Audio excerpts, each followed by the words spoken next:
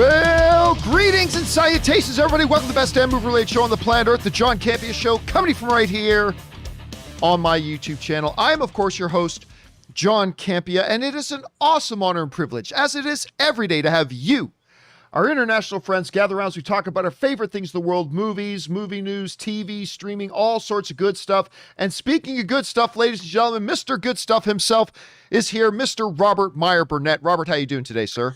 John, I'm doing great. You know, I got to talk to Academy Award-winning costume designer Colleen Atwood because of you. Oh! For the Designing Hollywood podcast at your housewarming party. Oh, I met right. Martika, and she's had me do these Designing Hollywood podcasts because of your housewarming party. Well, that is awesome. I'm glad you had a chance to do that. And I want to thank you for that, because talking to Colleen Atwood was kind of a thrill for me. Oh, that's awesome.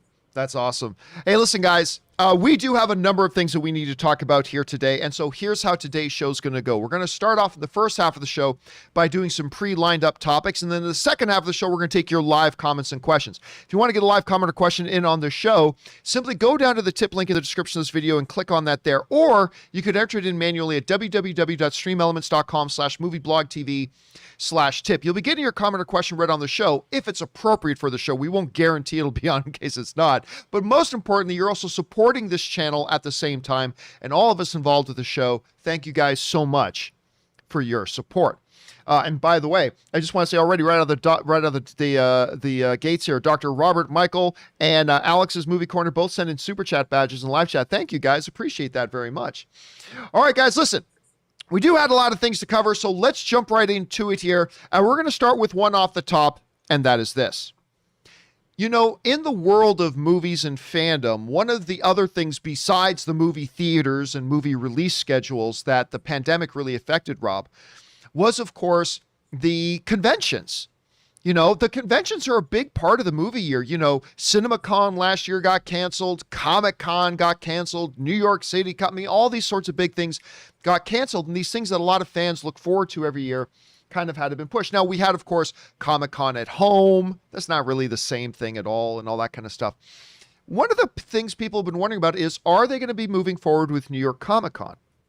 And they've given every indication that they were moving forward with it, and they were still going to do it in October. And now it's kind of confirmed. It's being reported now that New York Comic-Con, probably, is it fair to say, Rob, probably the second biggest one next to San Diego? I think it's probably fair to say at this point. Oh, yeah. Yeah. Is going to be going on in person in October, with the one little added thing that they will require everybody who attends to show proof of vaccination. That's going to be key. Now, this shouldn't be much of a surprise to a lot of people because, of course, the city of New York has been implementing this rule for everybody. So Comic-Con is also pushing this through. What's really interesting here, though, Rob, is that ReedPop, the company behind New York Comic-Con, they do other things as well. And they've already done this with another another festival that they do. Listen to this. Convention organizer ReedPop doesn't foresee much pushback from enforcing these COVID protocols.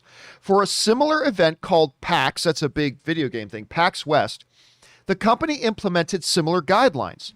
They only received 10 They only received 10 requests for refunds and even saw a significant increase in sales once they announced that they were going to require proof of vaccination for people to go. They saw an increase in sales. All in all, the guidelines are for guest protection and become increasingly more of a necessity as COVID-19 cases increase. Most other conventions in 2020 and 2021 had to take place virtually due to the pandemic. Fortunately for comic fans, the guidelines allow New York Comic-Con to take place in person in October. And that comes to us from the folks over there at Screen Rant. And listen, you know, Rob, you and I and a lot of people like us, we really felt the absence of these conventions last year because a lot of us love going to these things. We love being around tens and hundreds of thousands of other people who are there to have a good time and smiling and having fun and all this kind of stuff. And it's just great to be around, and missing it last year, missing all of them last year was really a bummer. I'm excited about going to CinemaCon next week because, of course, we couldn't do it last year, unfortunately. But this is great. And you know what I've loved seeing? I love seeing ReedPop saying, listen, we've already done this for another one of our events. And when we announced it, we actually saw ticket sales go up. And that's good to see. So I am thrilled. Whatever you need to do to make these events go off. Now, I'm not probably going to go to New York Comic Con. That's a little expensive for me to go to. But aside from that, I think this is great. Rob, you hear that New York Comic Con is moving ahead full steam. They're going to be implementing these guidelines. Good idea, bad idea? What do you think? Well, my first thought, John, would be that, okay, it's great that the event is going on, but even with these guidelines, it's still a risk with the Delta variant on the rise. You're really putting a lot of trust in people to do the right thing, and I guess that's all you can do. But I think it is time to get back to normal, but we still have to get a handle on all of this.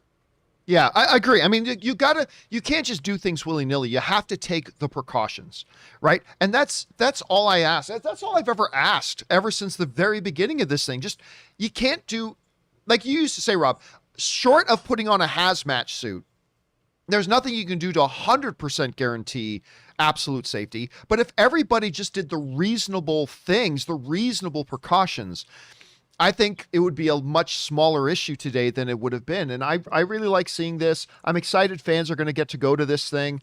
And if it wasn't so damn expensive to fly across the country and get a hotel in New York, I would probably go myself as well, but I probably won't. Anyway, guys, question is for you.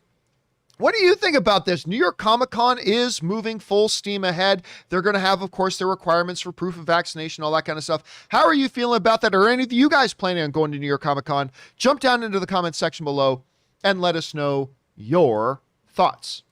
Okay, guys. With that down, let's now move into our main topics today, shall we? And how do we select our main topics here on the John Campea Show? Well, it's really rather simple. You see, you guys come up with our main topics.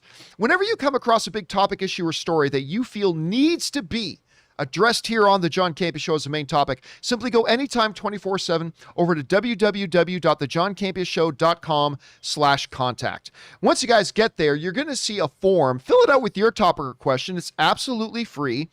Hit submit, and then maybe, just maybe, you might see your submission featured as a main topic here on the John Campea Show. And by the way, our friend Initial D's also sends in a super chat badge in live chat. Thank you, Initial. Appreciate that, man. All right. With that down, let's get into main topic number one. Rob, what is our first main topic today?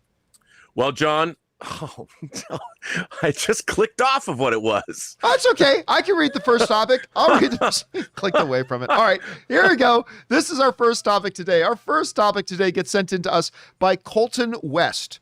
And Colton West writes, "Hey, John and Rob," if he's there, and he is here. I am here. "I have these wonderful Blu-ray boxes from phase 1, 2, and 3 of the Marvel movies. Since the Disney Plus shows are part of phase 4, will we ever see a physical release of the shows like What If, Loki, WandaVision, etc.? What are your thoughts?" Well, Rob, you didn't have the question there in front of you, but this has been a big question. I wanted to answer this too. I was looking at it going, oh, I can't wait to answer this question. Well, what do you think? Are we going to get these phase 4 things? Are we going to get things like WandaVision? Are these going to come to physical media? What do you think? Well, as you know, John, I am a huge physical media fan. I do a show on my own channel every week. I don't know, because I think here's the thing. The reason they're putting those shows on Disney Plus is they want to drive subscriptions. And I would imagine that if they make them available on physical media, look, I would love to get them on physical media, all in 4K. They've done a great job with the MCU on 4K. And I think it's still better than streaming. Physical media on 4K is still, there's no compression. The sound is better. So I would love to get these shows because, John, I actually have this is so weird, over 60 physical media Marvel discs. A lot of the movies in 3D. And I've got 4K releases and regular Blu-ray release. It's a sickness. But I really would like to get all these things. Obviously, I've got 4K steelbooks. I think I have all of the MCU movies in steelbooks. And I would really like to get the entire MCU. I want to get WandaVision, Falcon and Winter Soldier. I want to get Loki, and now What If. I want Black Widow.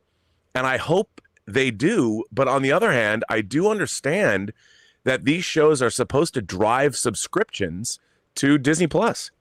And I wouldn't be surprised if we are not going to get the series. I could see them continuing to release the films, but maybe not the shows because they want them to be exclusive to Disney Plus so people sign up.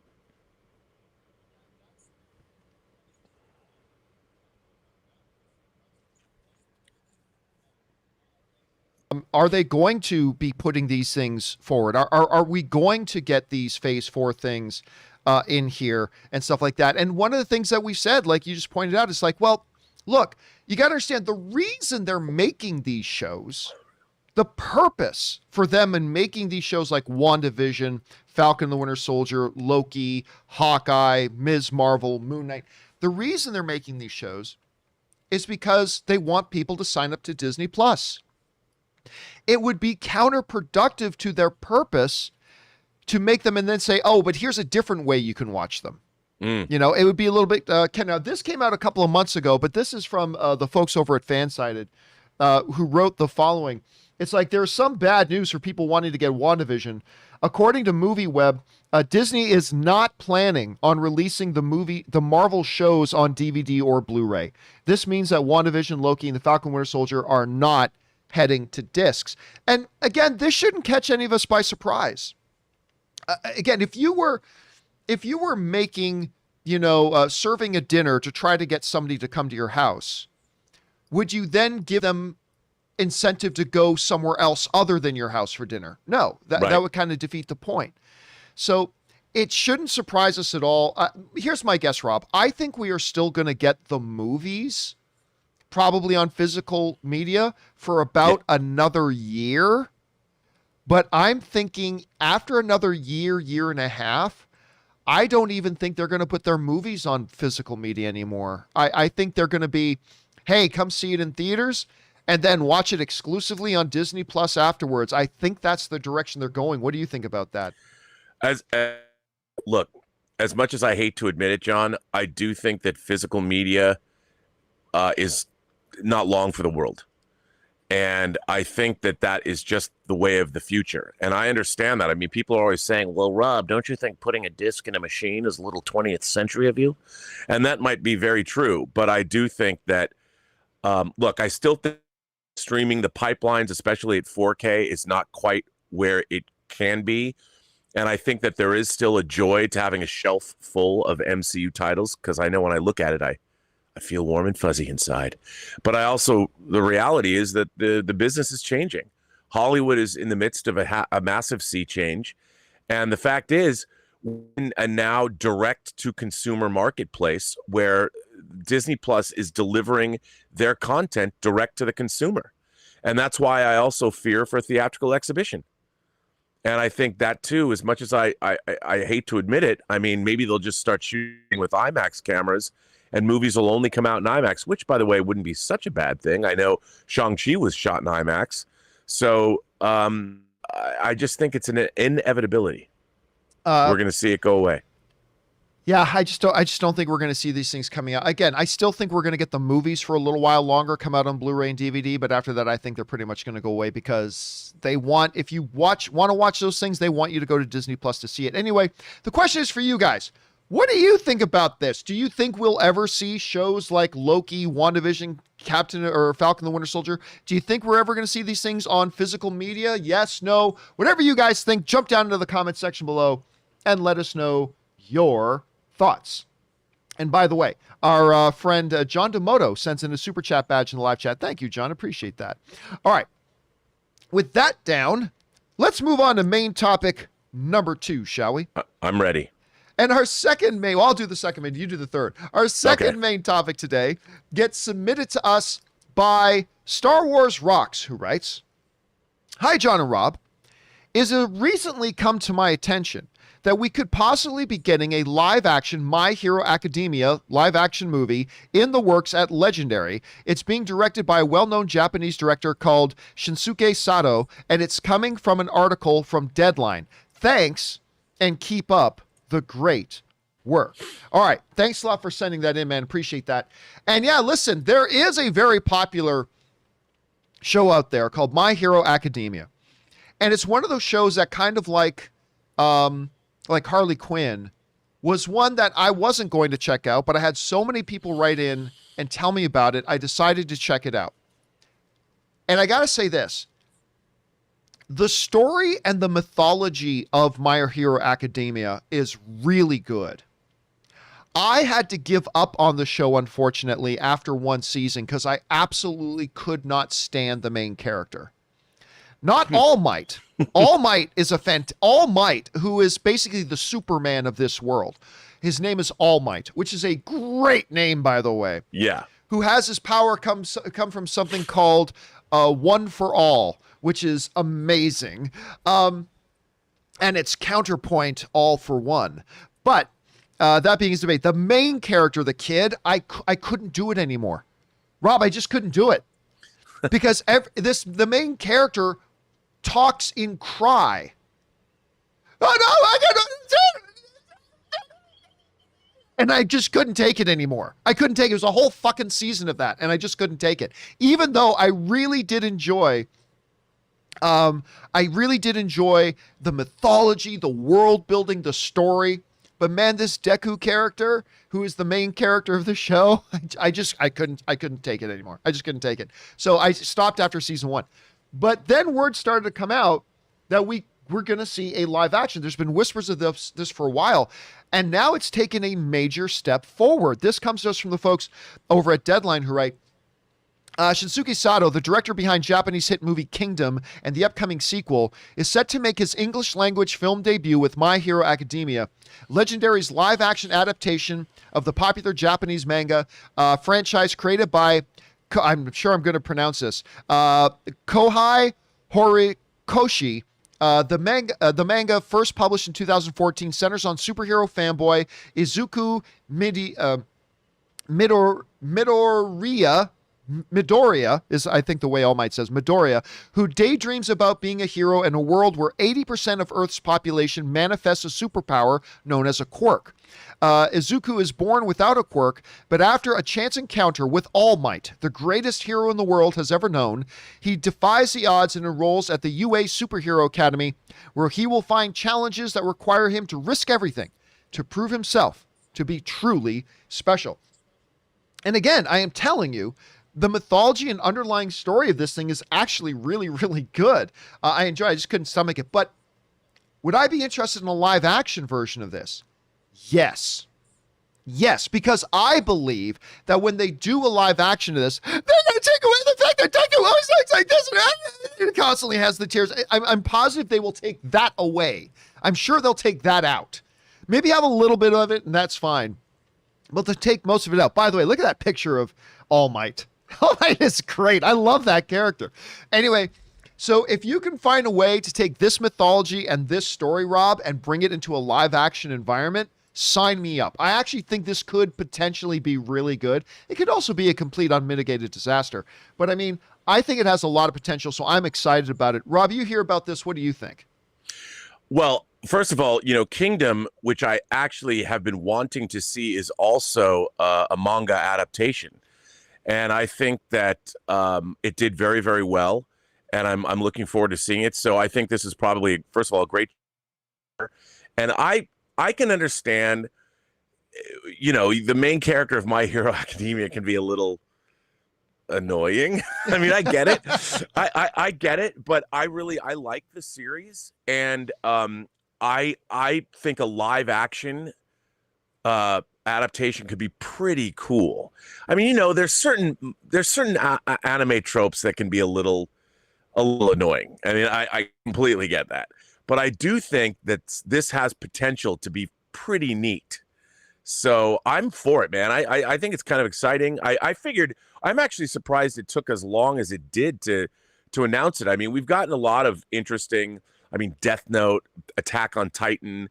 There's been some interesting, Death Note wasn't as Attack on Titan. Yeah, I wasn't big on Death Note. And my beloved space battleship Yamato got a live action adaptation in 2010 that was meh. Iffy. It was iffy.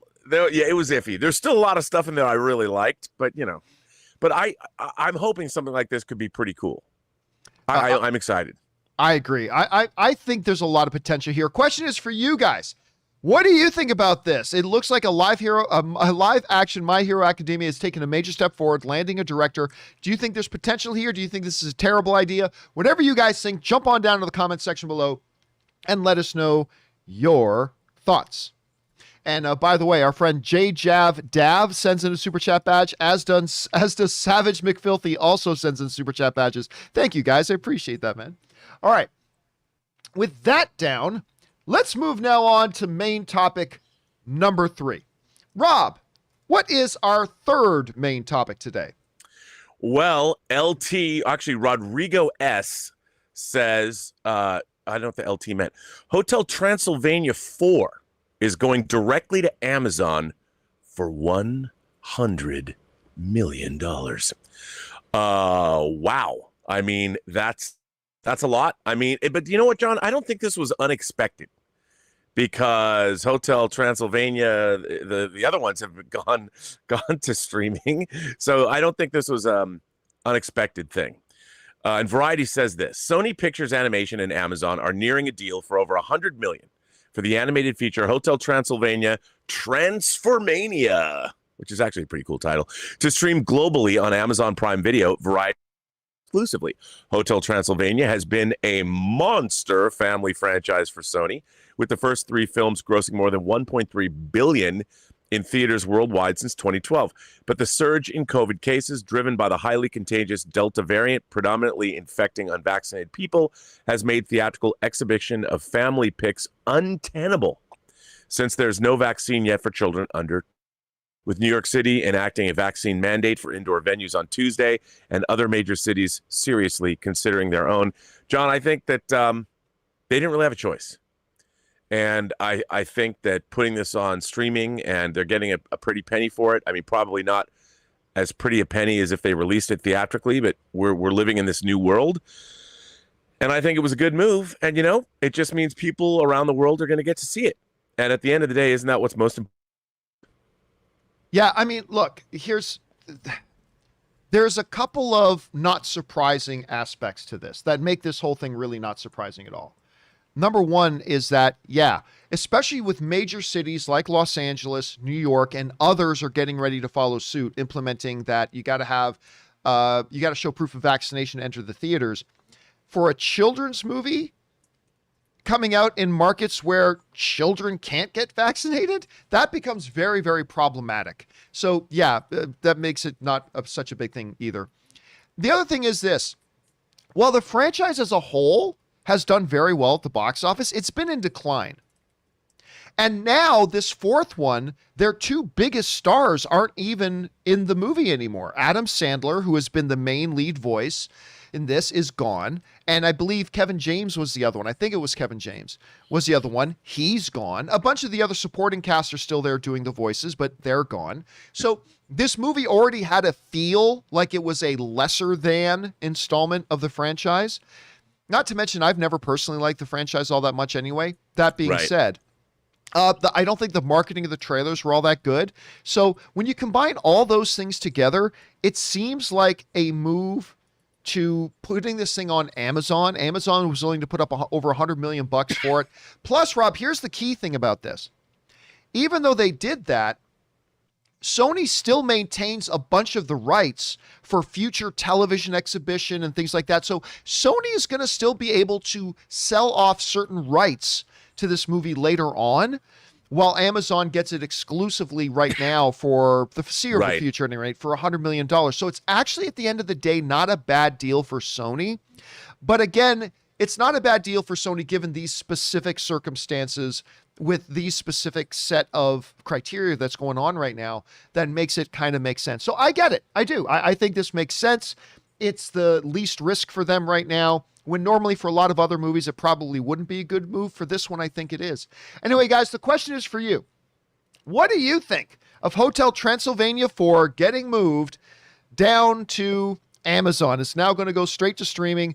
Good move, bad move, understandable. Are you surprised? Whatever you guys think about this, jump on down to the comment section below and let us know your thoughts. Okay, guys. With that down, let's move on to main topic number 4, shall we?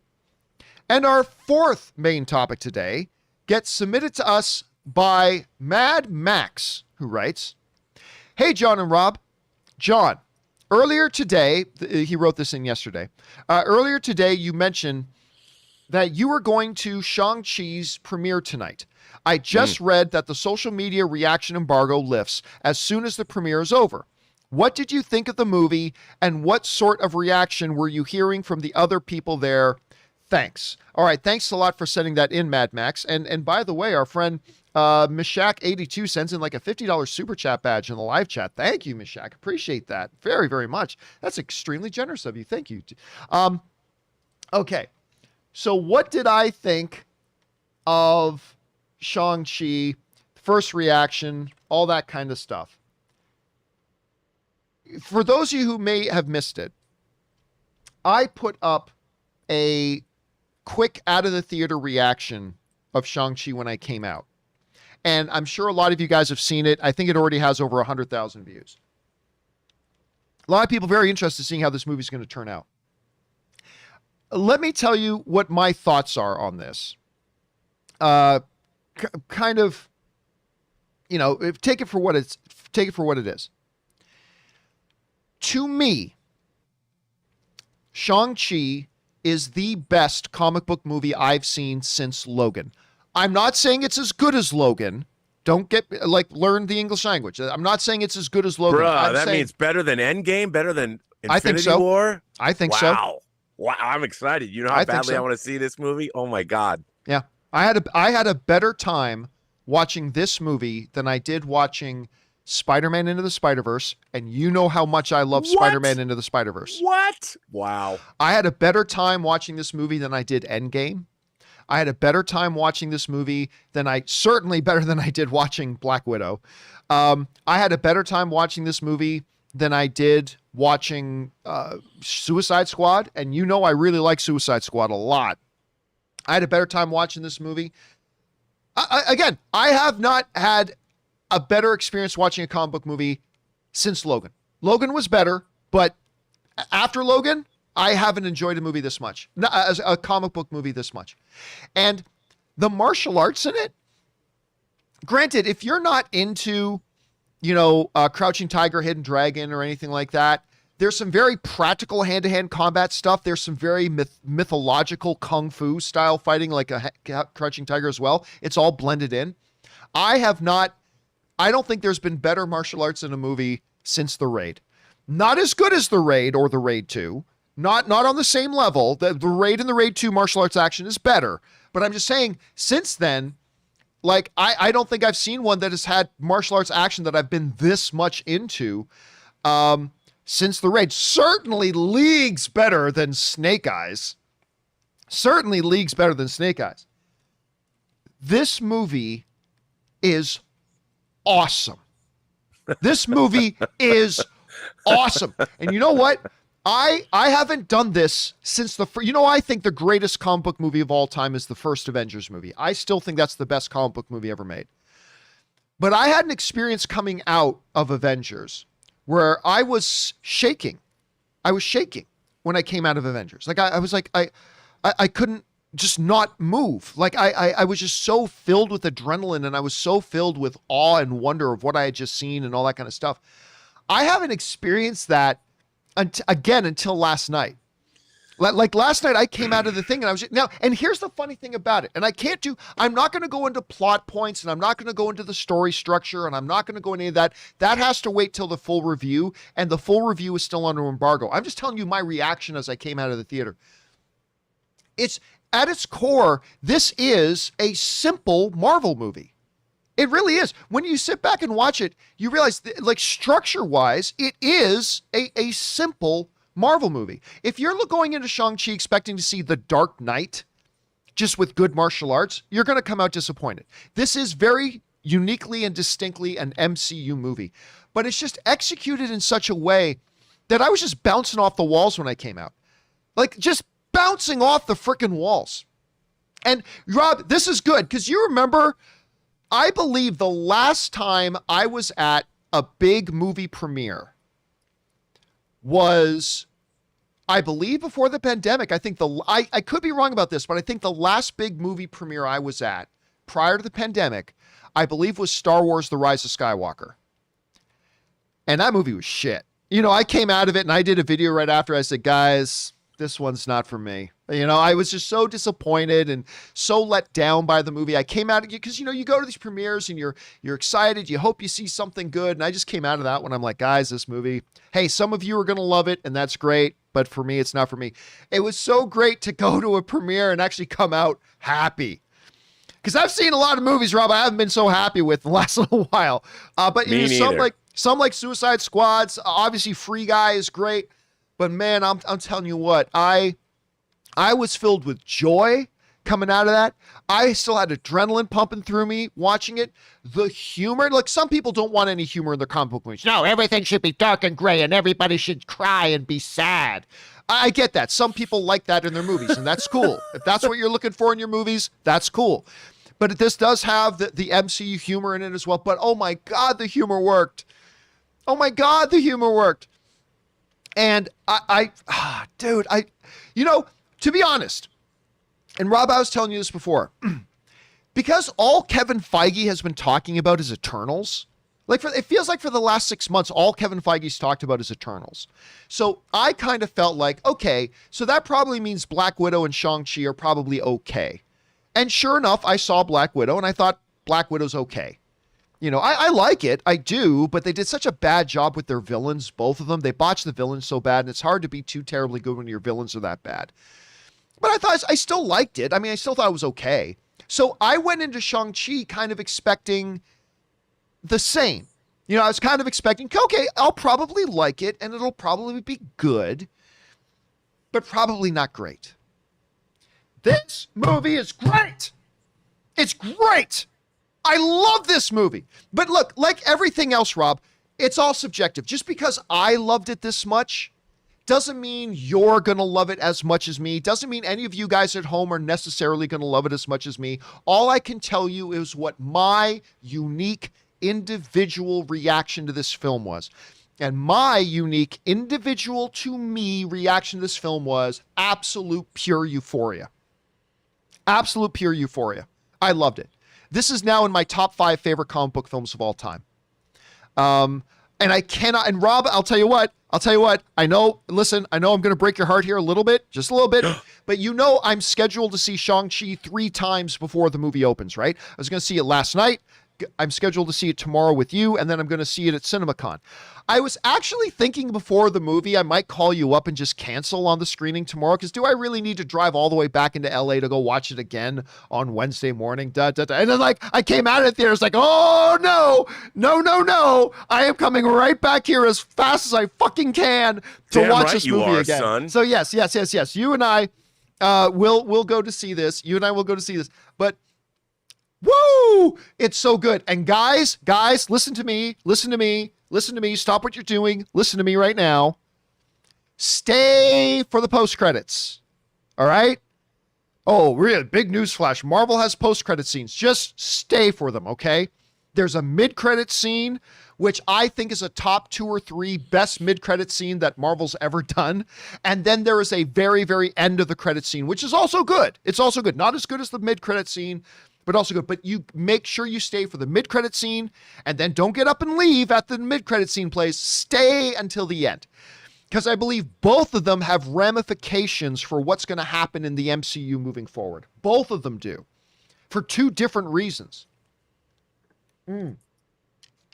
Anyway, some people are saying, Rob, this is the best MCU origin movie ever. And you know how I feel about the first Thor movie, directed by the great Kenneth Branagh. They're right. This is the best origin movie they've ever done. This is better than Thor. This is better than Thor to me. And I up until now, I thought Thor, directed by Kenneth Branagh, was the best origin film they've done yet. This is the best origin film they've done yet. At least to me. Again, you may or may not agree. Once you see it, you may or may not agree. But listen, I'm not the only one. Like they were asking, what was, dude, everybody that was there. Oh, yeah. By the way, you know who I didn't see at the premiere last night? Bob Chapek. I'm just saying. I saw Kevin Feige. Saw all the cast, saw the director. Hell, I even saw Chloe Zhao, who has nothing to do with this movie. I saw Chloe Zhao. Now, maybe Bob Chapek was there. Maybe he was there and I just didn't see him. That's totally possible. Totally possible. I'm just saying I didn't see Bob Chapek there. I guess he didn't feel this experiment film needed his oversight. But I didn't see Bob Chapek there, which is really weird because I'm very, very used to seeing Bob Iger show up to all these premieres to support the film. And again, maybe he was there and I just didn't stumble across him. Totally possible. But everybody who I saw coming out of this movie, were all buzzing. Everybody was buzzing and excited. And let's just go over and take a look at some of the reactions because I was not the only person there. A lot of people were there, but I'm telling you, all of them are really good. Now, at worst, I've read about 36 reactions. I've seen one or two that said, you know what? There are some pacing problems here and there. I didn't personally feel there were any pacing problems, but a couple of people that I saw reactions from said, there are pacing problems here and there, but overall it's spectacular. You know what I mean? So like even the people who had some critiques for it were like, but this is amazing. I will tell you what my one critique of the film is in just a second, but let's take a look at some of these reactions that came out of there. Okay. So we got, let's see. Kristen writes, Shang-Chi is fantastic. It's full of incredible, beautifully choreographed fight scenes. Yes, it is. And full of badass women. Get ready to know Simu Liu's name. If you don't already, Marvel has another hit on its hands. Then we got Michael Lee. I love Michael Lee stuff. Michael Lee writes, Shang-Chi flips the script on the hero's journey by adding emotional depth to its characters and brings some much needed Asian representation to the MCU. What's more impressive, one-shot action sequences are game changer. Definitely not to be missed. And by the way, yes, this isn't just flash kung fu martial arts action. This has got great Shakespearean level kind of family tragedy drama in it. They kill it. POC Culture writes, I watched Shang-Chi. It's an amazing blend of East meets West. Hong Kong martial arts action comes to the MCU and it changes the game. It's emotional, beautiful, and hilarious. It isn't like any MCU film to date. Wow. What we get from Laura writes, just got out of Shang-Chi. The action sequences were fantastic. It was a fun movie. I enjoyed it. Tony Leung looks amazing. I like the idea/theme of family as well. Then we go to Blink Pan London. Chen writes, we can finally say it. Shang-Chi is hands down the best Marvel Studios origin film. They nail a singular, complex power third culture journey, nuanced father-son conflict, and damn, that third act finale. Oh my God, the third act finale is amazing. Josephine writes, I'm still in awe of Shang-Chi. I really am not a big Marvel or action movie fan, but this one, I rarely have more moments of again, but this was the one for me. Felina writes, Shang-Chi is fun, emotional, and an all-round joy to experience. Family is a big running theme throughout the movie, and the cast shines bright. Let's see. And our friend Gray Drake, of course, who's in my documentary. Gray Drake is in my documentary. Gray Drake writes, holy wow, Shang-Chi just blew my mind. Feels like phase 1, where I was watching an origin story, but the touches of humor, originality, perfect performances, and heart made me so excited. I was like a little kid. I haven't been this pumped in a while. And Rob, that's how I would describe myself. I haven't been this pumped in a while after watching a movie. I've been this pumped in anticipation for other movies, but I haven't been this pumped after movies I have in a while. And again, there's nothing about Shang-Chi that makes it completely deviate from anything the MCU's done before, like say a WandaVision was or something, right? It's just executed so beautifully. The movie is so tight. Like every I is dotted, every T is crossed. The editing decisions, the sound design, the music choices, the performances, when to be heavy, when to be light, when to show action, when to have a laugh. And the blend, Rob, of mythology. Oh, God, I felt like I was sitting down listening to an old storyteller. At sometimes through the movie, I felt like I was sitting down listening to an old storyteller tell an ancient Chinese myth, the way it was done and the way it jumps back and forth between time. It's just, It's so entertaining. It's so entertaining. Anyway, Rob, you've been hearing me blather on and on about it. You're seeing it tomorrow, but where are your expectations right now? Do you have any questions for me to ask? Yeah, I got to ask you a question. This is so I've been eagerly anticipating this movie because I love the character. I grew up in the comics. I love the Doug Mensch, Paul Gulacy run, Mike Zeck as well. I mean, I'm a huge fan of this comic series. And, Shang-Chi was made an Avenger in the Marvel comic universe. And I'm just really, really excited for this movie. But I'm gonna admit something to you, John. Tony Leung is one of my favorite actors in the world today. Yes. Love the man. Love him. We don't know him as much as we should in the West. And I can't wait. The fact that he was cast as Shang-Chi's father, I'm like, oh. So that gave me hope. But I have to tell you, the trailers left me a bit cold. Yep. I mean, yeah, for sure. Right? Okay, so I'm not wrong. No. So I was ecstatic reading the reactions. Now, my question for you is, why did the trailers look just a little bit ordinary? And yeah, I wanted, and it seems to me what you have said and what everybody else has just said on social media, you and your people's reactions to this movie have been extreme. Our old collaborator Wendy from Collider, she loved it too. Yeah, she was the first person that was out of that theater. I was like, wow, and I want it to be that good. And listening to you this excited and listening to everybody this excited makes me really excited. But now I'm like, I'm scared I'll be disappointed. Yeah, and I think that's part of it, right? Because the trailers themselves, were, hey, yeah, it looks like a run-of-the-mill comic book movie, right? And I think when you ask, why do I think maybe the trailers weren't all that great?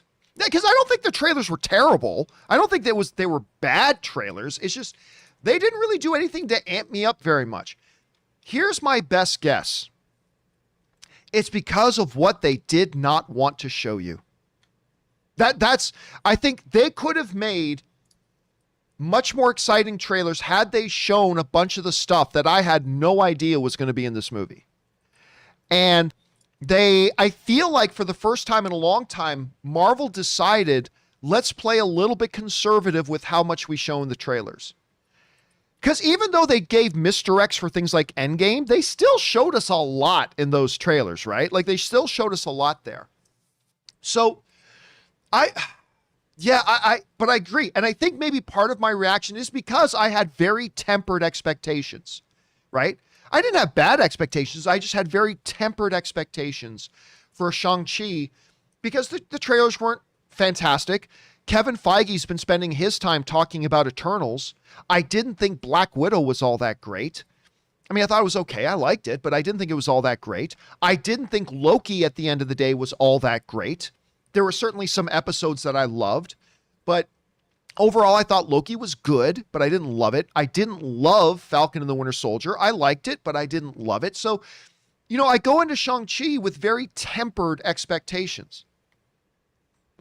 But man, I'm telling you what, right from the beginning, the one thing I'll tell you is like the first scene in this, no big surprise, right from the beginning of the movie, they lay out, here's a bit of the history of the Mandarin and the Ten Rings. And right from that beginning, the way they were telling the story, I found myself being drawn in. And then once Simu Liu and Awkwafina came in, by the way, the chemistry between Awkwafina and Simu Liu is great. It's really good. Like, I buy it that these two have been best friends for a decade. I totally buy it. The way they play off each other and their banter and the chemistry totally made me believe these two have been best friends for 10 years. I got to be careful. Now I'm getting into specifics and I shouldn't do that. There's a review embargo. The review is in a few days. I'll go more into detail about that kind of stuff later. But woo! in my best styling, profiling, flair kind of way, woo! This movie's great. I cannot wait to watch it. And again, listen, all film is subjective, everybody. Just because I loved it this much does not mean you're going to love it this much. Be very, very clear about that. I am not sitting here telling you you are going to jizz in your pants. I am not sitting here telling you you are going to have a new favorite comic book movie ever. I'm not sitting here telling you you are going to think this is the best martial arts you've seen in movies since The Raid. I'm not saying that. I'm just telling you my experience. And it feels so good, Rob, because I've gone three MCU things in a row where I haven't been thrilled. You know what I mean? I wasn't like I was thrilled with WandaVision, but then was Falcon the Winter Soldier. I liked it, wasn't thrilled. Loki, I liked it, I wasn't thrilled. Black Widow, I liked it, I wasn't thrilled. It's so good to come out finally of one of these movies and just be like, fucking yes, I remember what this feels like now, and being that happy and that excited. And I cannot wait to take you to see it tomorrow, dude. I cannot wait to take you to see this thing tomorrow. Oh, well, John, let me just tell you, I'm like quivering. I was bouncing up and down. You know, last night I was participating in an interview much later than I thought. And I actually specifically went out of my way while I was there to find your reaction video to see if you'd made one. And lo and behold, you did. And, you know, I think it's kind of weird to go seek out your reaction video. We stream on the internet in the mornings, you know, but I wanted to know what you thought. And then after that, I went on and jumped on Twitter to see what other people were saying. And my level of excitement went through the roof. It went through the roof. And so, because I haven't seen anyone say, normally you get a mix of things about Marvel movies. Oh, it was all right. There was only ecstatic people that I've never, maybe with Infinity War, but this was, I couldn't believe the social media response. So yeah, it's been great. And, you know, by the way, let me share a couple things here with everybody too. Let me just share some images from last night.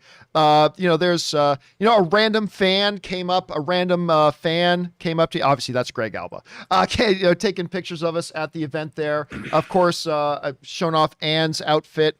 That's my wife, Anne. Anne's outfit on the red carpet last night. Was really good. Oh yeah, you guys know I'm big into tech. I got to meet one of my favorite tech YouTubers, Brian Tong. I got to meet him last night, which was really cool for me because I'm big into tech. I watch all the tech videos, so it was really cool bumping into him and having a chance to chat with him. For me, that was really fun. I enjoyed that a lot. You know, there's Simu showing up. By the way, son of a bitch, Simu Liu, you son of a bitch. We didn't get our Kim's Convenience shirt signed, Rob.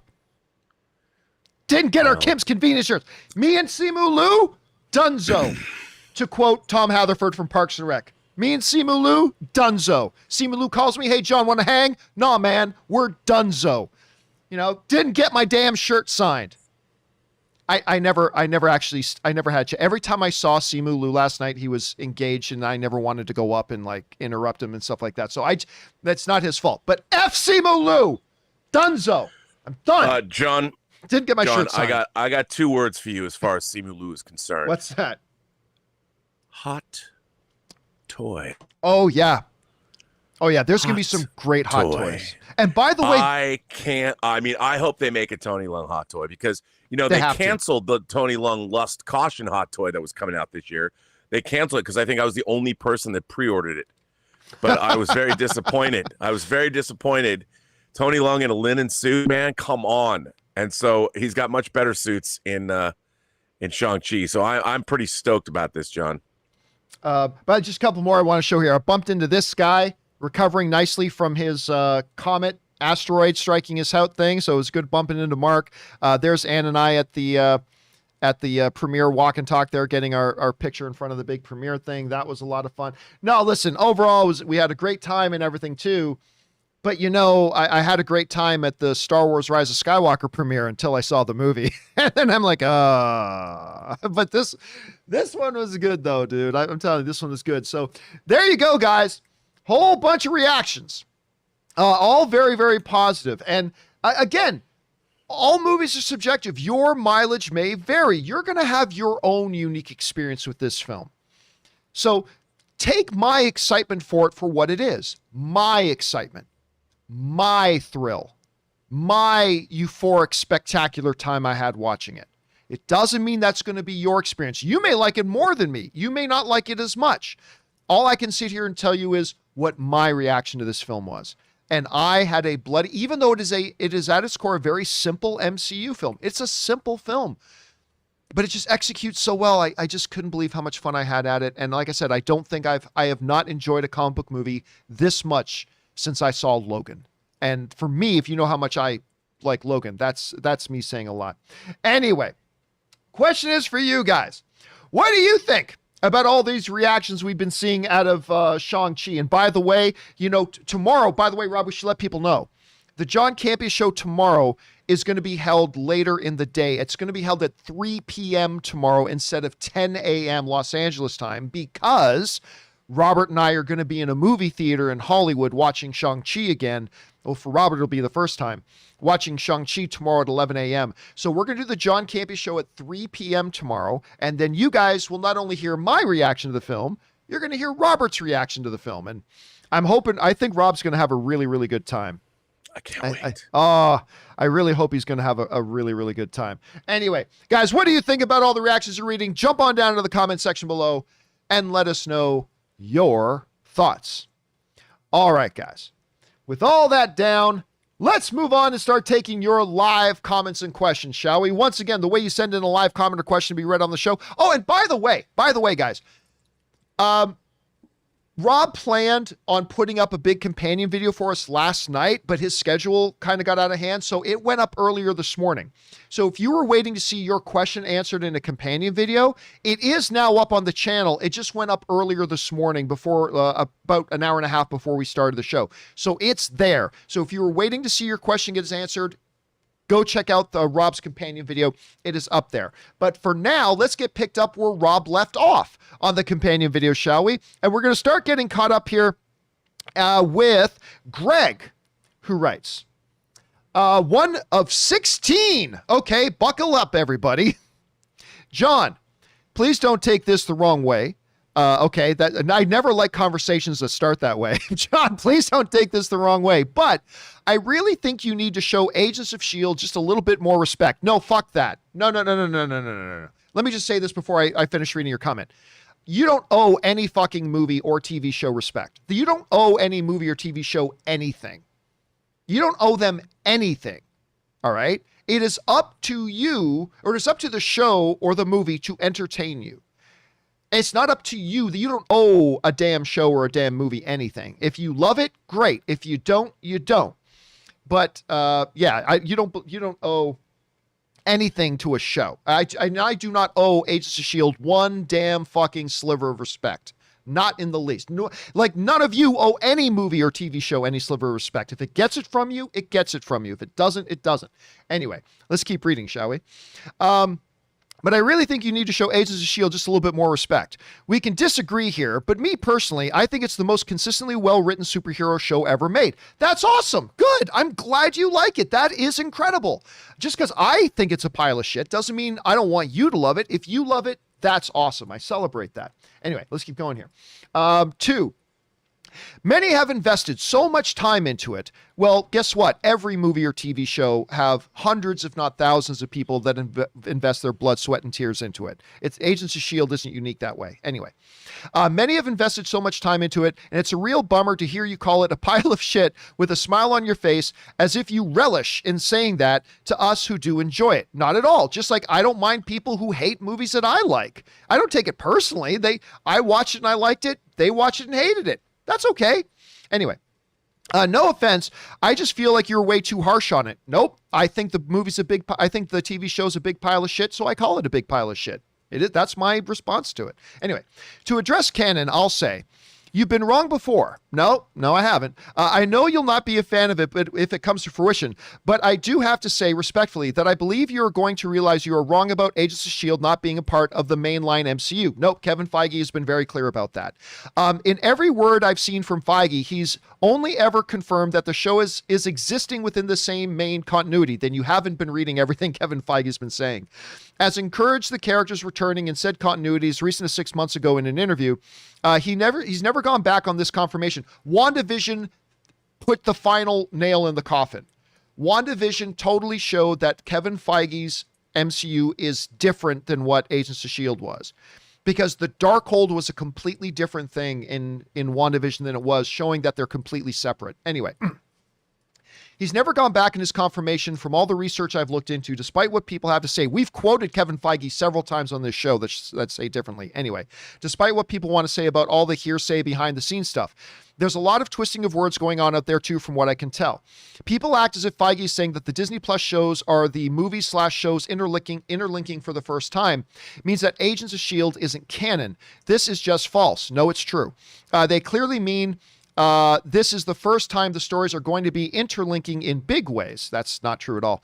The shows have been referenced in movies before. No, they have not. Albeit in small and subtle ways, the shows have never been referenced in the movies. Kevin Feige actually spoke about that we have seen the shows reference the movies have never referenced the show. Anyway. So these are all the first big-time connections. I believe Agents of S.H.I.E.L.D. will play a part in being connected alongside the Netflix characters as well, like Daredevil and Jessica Jones. People wish to say that the time travel in Agents of S.H.I.E.L.D. and the lack of mentioning in the blip make it not canon. However, they clearly establish that they're still mainline MCU. No, they don't.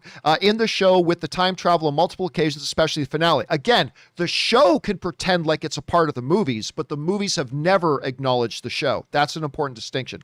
Also, just because the blip happened doesn't mean the characters need to mention it, especially considering the story beats they had going on to deal with an entire year into the snapping. Also, the Darkhold being in WandaVision, you can't flat out count as a retcon. Absolutely you can. Because the book either could have had copies in canon like the comics or could have changed appearances. Well, now you're coming up with what ifs. It's pretty clear, which is confirmed to do in Agents of S.H.I.E.L.D. The Triskelion being an Agents of S.H.I.E.L.D. finale also doesn't retcon, because if people actually look at the Winter Soldier, it never fully falls, and it is intact, albeit damaged. Again, you are referencing the show, referencing the movies. The movies never reference the show. Anyway, the Winter Soldier never fully falls and is intact, albeit damaged. In the background at the end with Bucky Steve as a deleted scene from Spider-Man Homecoming. Also, Mobius and Loki didn't need to mention Coulson's revival for it to still have happened. Oh, I agree, but that's not relevant. I know I sound like a broken record, and I hope I'm not wrong. I mean no disrespect. I am just passionate about Agents of S.H.I.E.L.D., and I respect that you're passionate about Agents of S.H.I.E.L.D., and the characters having invested so much time into them helping fight for our mainline MCU. I admit that I could be wrong about all this canon stuff. There's no clear-cut evidence to suggest we will or won't see these characters returning. I just feel like there's more positive signs pointing towards the return than not. Well, that's a very optimistic point of view on your part.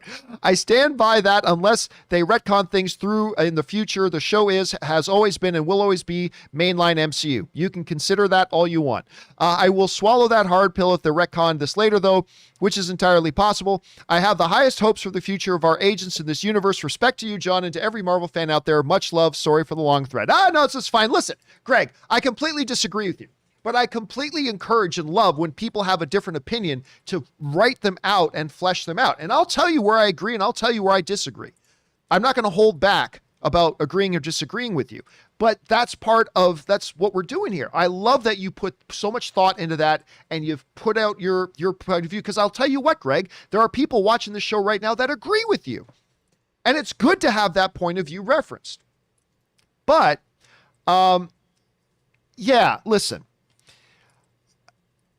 I have always been very clear. I wanted to love Agents of S.H.I.E.L.D. Obviously, because I love the Coulson character. I love Clark Gregg. I think that dude is aces, and I love the way he plays Coulson.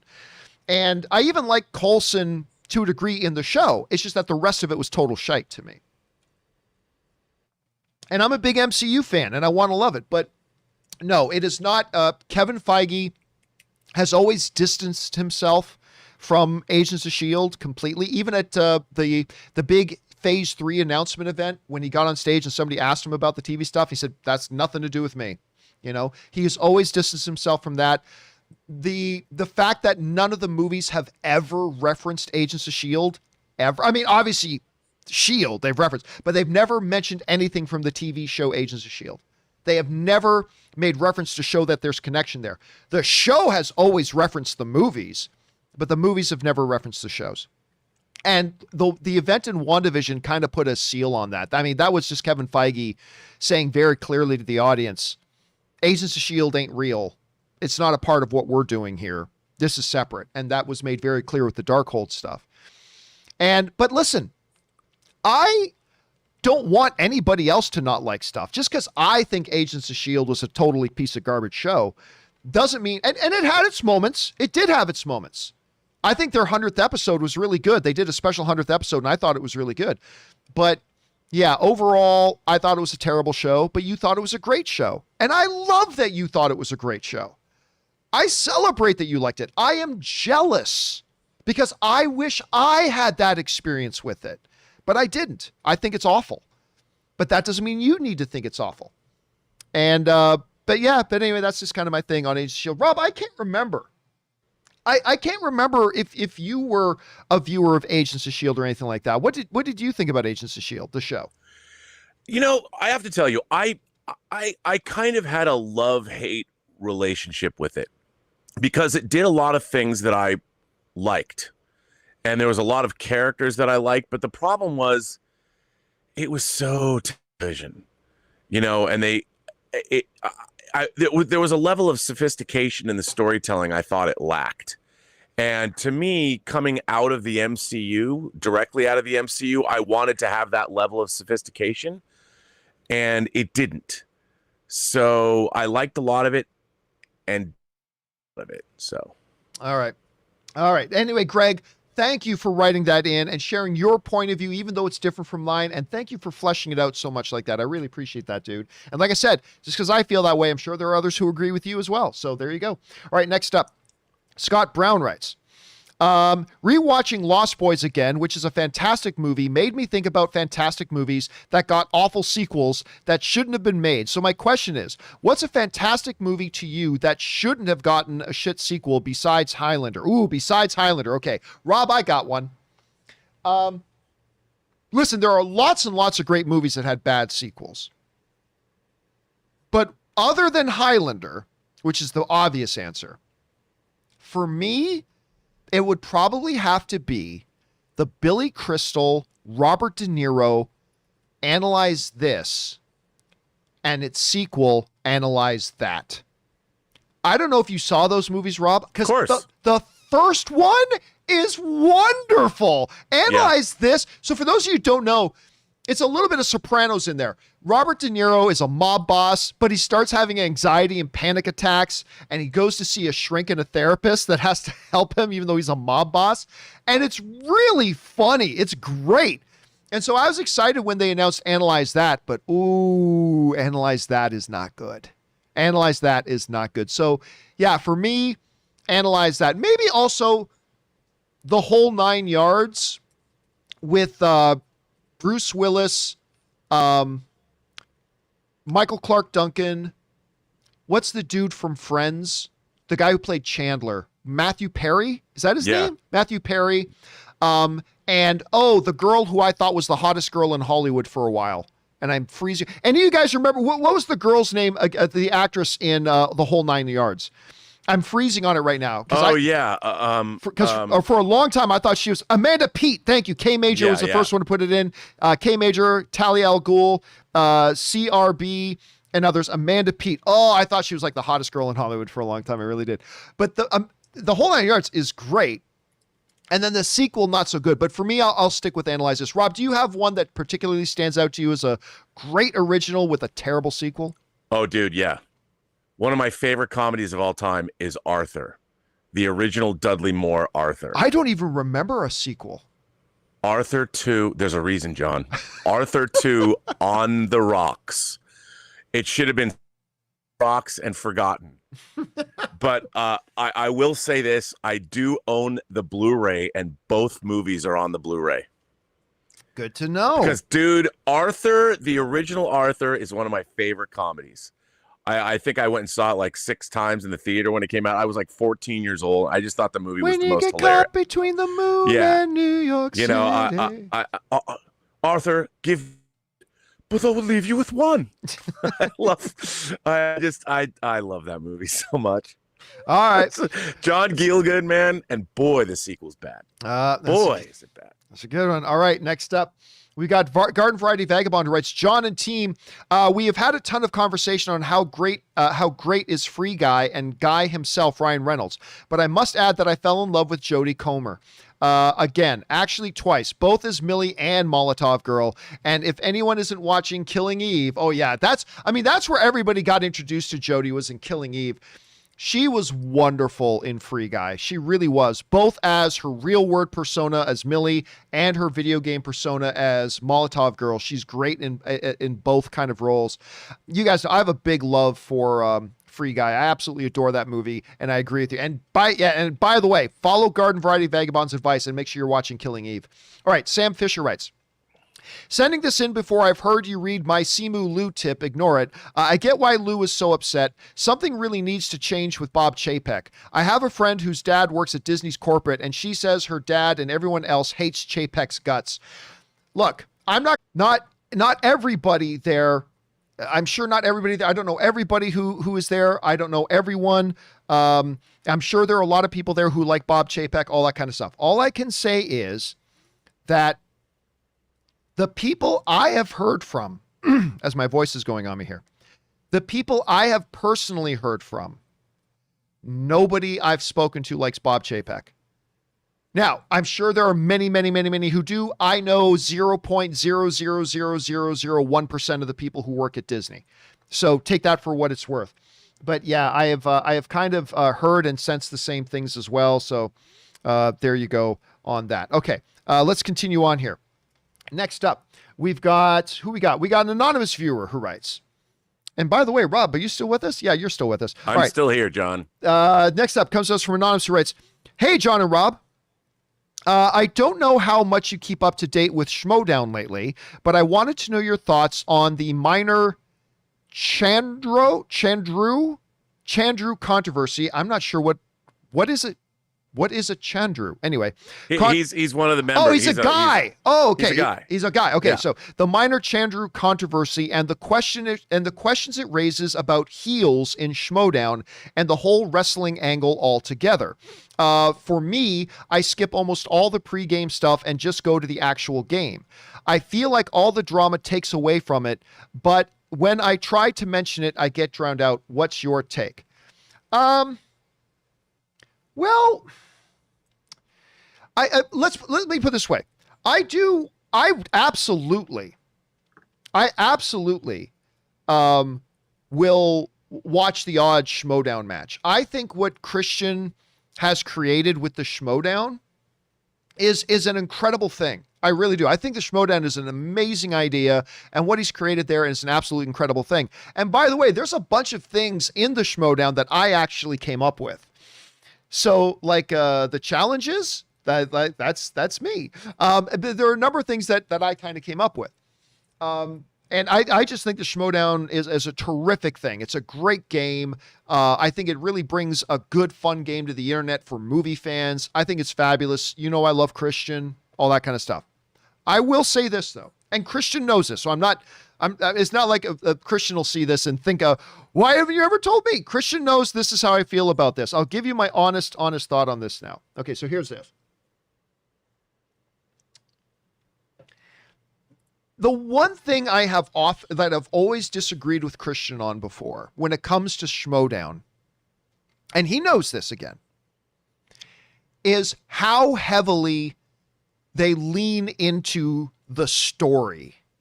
You know, how much they make it like WWE and MMA and all that kind of stuff. Like, because I love the idea of having a little bit of a WWE flavor to it, right? So like when we did promos, like in matches I would have against Freddie Prinze Jr., I'd play it up in the pre-game interviews. I always like also reminded people I actually really like Freddie Prinze Jr., blah, blah, but we'd play it up in the interviews where I call him Freddie Prinze Geller and whatever. So we'd play it up a little bit. So I always like there being a little bit of a flavor to that. But I always felt like it leaned way too much into the professional wrestling stuff, to the point that I feel like Schmodown has alienated a lot of people from Schmodown. Then they excite, because I get it. People who are big wrestling fans, I get it. They'll find that part really attractive. But I feel like every one follower and fan they have of Schmodown that really loves the wrestling stuff, I feel like they've alienated 4 people from getting into it. And, I admit too, I actually loaded up a match yesterday because somebody I know was participating in one of the matches, and I loaded it up, and I literally got 15 minutes into the video before the game actually started. And I've had that conversation with Christian before, and Christian and I see it different ways. Christian feels like there are people really, really love that stuff. But my point is, yeah, for the people who are actually here watching, but I feel like for every one of those people that love that stuff, I feel there are 4 or 5 people you've alienated. But again, that's just my take on it. Christian has made something that's incredible. He knows what he's doing with that way better than I would. But yeah, that is going all the way back to the creation of Schmodown, at least the current iteration creation of Schmodown, because Schmodown, was something they had been doing for a long time before too. That's always been the one thing I've disagreed with Christian on.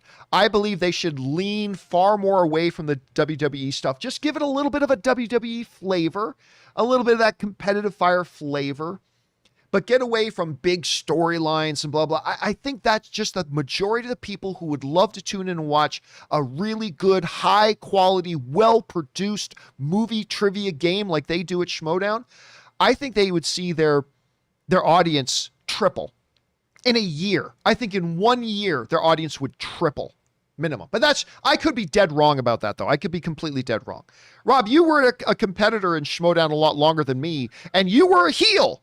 You were a big heel, right? But I don't know. Do you think that leaning so far heavily into the WWE aspect of it is a positive for the game, or do you think it detracts from the game? Well, I mean, first of all, like you, I have a lot of respect for the Schmodown. You and I have even competed together and yes, we have. And won in the Schmodown. You and I were undefeated as a team, as a matter of fact. Yeah, we're undefeated. And I really do have a lot of great respect for what Christian and Mark Ellis have done with the Schmodown. I think it's really cool. But I will say this, as somebody, like, I didn't know a lot about wrestling, and I didn't really understand the concept of heel until it was explained to me, and I said, oh, I want to be one. But here's the thing, and one of the things I really loved about being a heel and a manager was participating in the skits and the vignettes. But they were always done with a little bit of tongue-in-cheek. They were always done, when you went after somebody, and it was in a fun way. Like, you didn't tell people to F off or things like that. It was larger than life. It was fun. And I think lately, because I do dip in and watch a few of the matches, I think the idea of the heel turns have become, let's call it, dark. And I think it's become a little off-putting, because first of all, we were all like movie pundits and friends and fans, and we weren't performers. And the fact that, I'd never really wanted to be an actor, but I loved playing my character.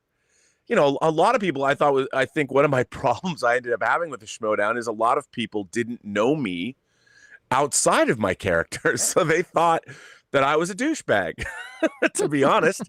And, they didn't understand where I was coming from, because we didn't walk in, I would do my part and I would leave. I didn't really socialize with anybody at the Schmodown. And I to be honest, I really liked everybody.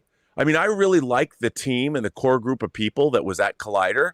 I always had fun there, and I was always treated well until I might have done something that put me in a bad light, and then I wasn't. But I always had good experiences, and I always had lots of fun. And I think it's kind of changed a little bit. And I think that could be the original question was, do you think that's hurt the Schmodown? I think it has, in a way, because the heel thing is supposed to be more dark, and you start criticizing people, and it sounds like you're really going after them as people as opposed to within the context of the game itself. I think that becomes problematic.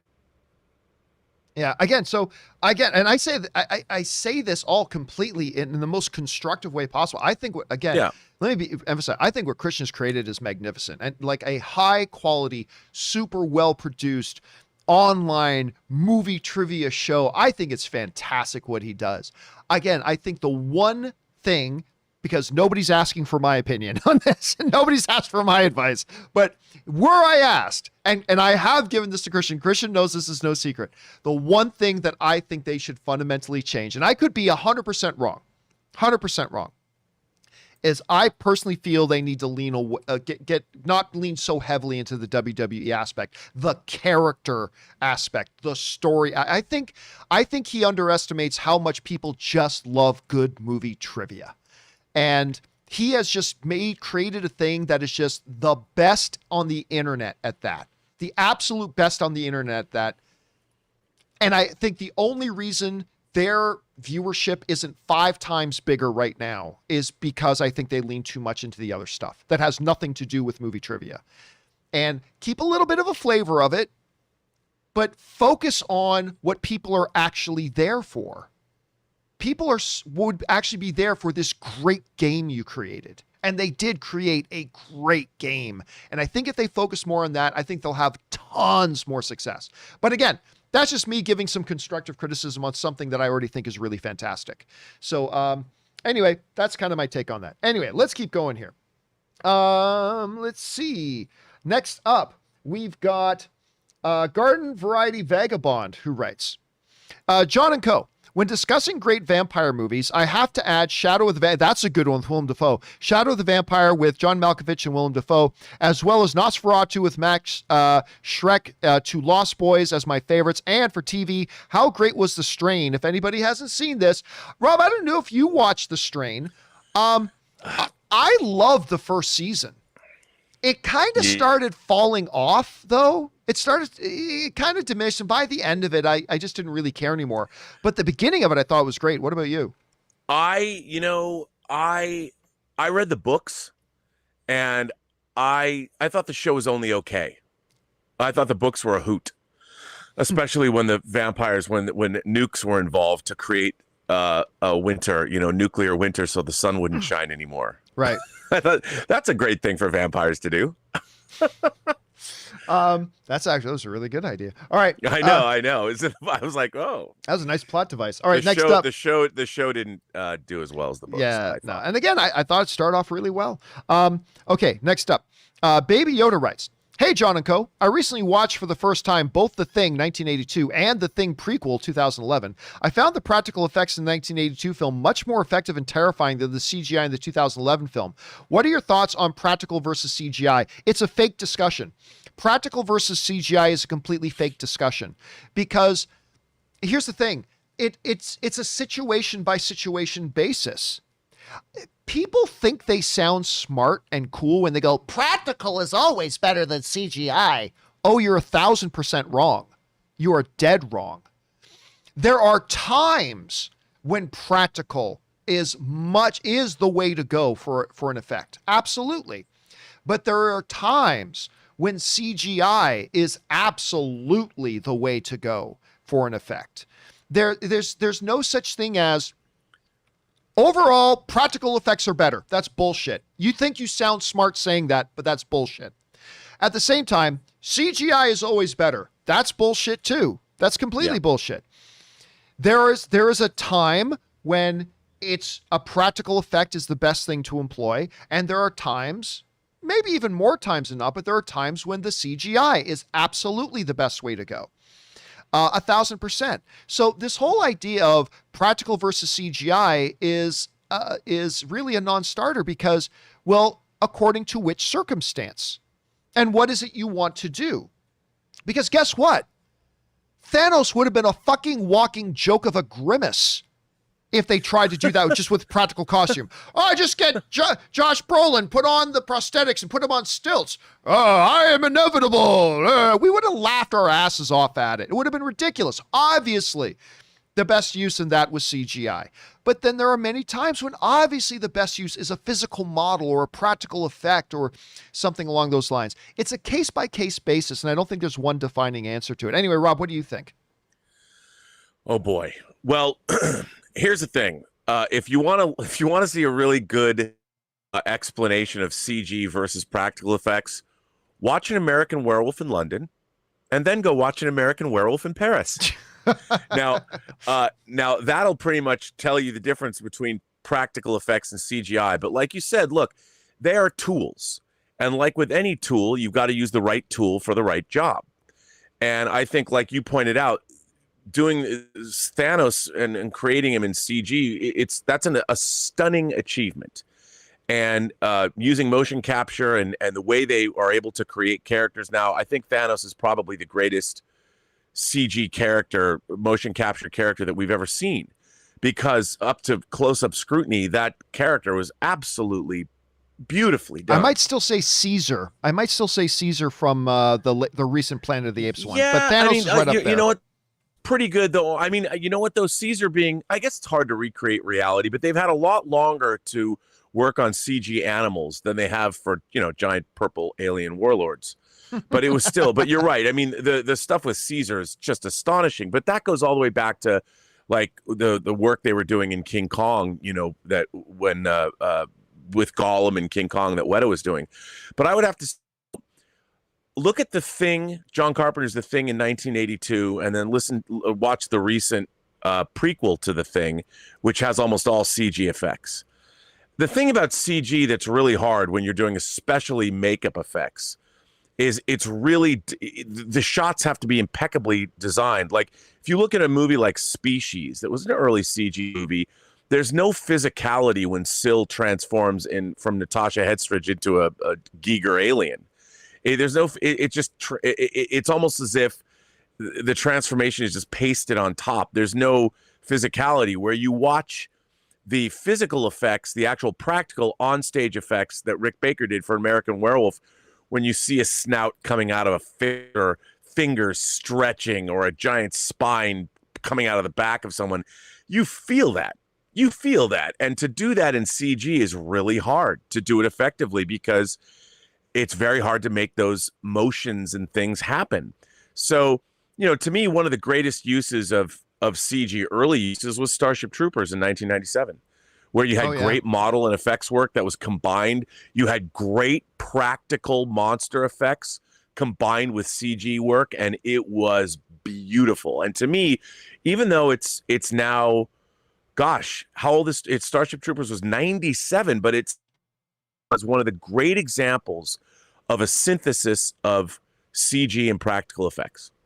Yeah, and that's a great example. Like, especially with creatures, like people would not believe how much of the movies they watch have CGI effects going on, still plates, and we never knew or guessed it was actually CGI. Like, never knew. Actually, I remember one of the first times I really noticed that. Remember that one?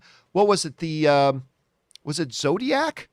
The one that had Robert Downey Jr. in it and had Mark Ruffalo? There's some amazing, you would never know how many effects are in that movie, but they're incredible. I remember telling somebody about it once, and they're like, there's no CGI in that movie.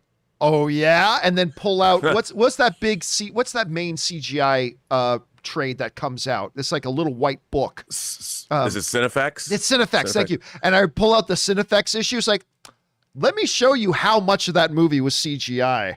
But with creatures, you're right. When you get a creature like, say, Jabba, right? That's going to look a creature that has very little movement and stuff like that. Or Baby Yoda, right? Very little movement, whatever. Practical can absolutely be the best way to go with that. But once you start getting into something that needs to move and needs to, really have a lot of dynamic to it, well, practical just isn't practical at that point. Then you're going to have to get something else. But anyway, yeah, it's a long discussion but I usually find the people that say to me, John, practical is always better, then you don't actually know how much CGI you actually see, because practical is absolutely not always better. It's just not. And every director and filmmaker will tell you that. Practical where you can, absolutely. Practical where you can. But there's just a lot of stuff in film where CGI is just the best absolute. And the non-filmmakers can say all they want. No, practical is better, but filmmakers know different. They know different. Practical where you can, CGI where it's needed. And it's just, and again, it depends on the situation. Baby Yoda, practical's best. Jabba, practical is best. Thanos, you gotta be CGI. A lot of things like that has to be CGI. But anyway, it's a case-by-case basis. It's a case-by-case basis. Anyway, Bailey writes, hey, John, as a blind movie fan, I consume all of my movies with audio description. Since it's rather new, not all movies have it. Should studios take the effort to go back and give older movies audio description? You're a wonderful influence on me as an inspiring critic. You know what, Bailey? It's so funny you bring that up, because Rob, the other day, Ann and I were watching, what were we watching? We were watching Modern Family. You know the sitcom? We were watching Modern Family on one of the streaming services, and I don't know how I accidentally turned on some option, but we're watching the show and they're talking, and then as the character stands up, you hear, yes, the son Manny stands up from the table. All of a sudden this voice comes out, Manny stands from the table. I'm like, what was that?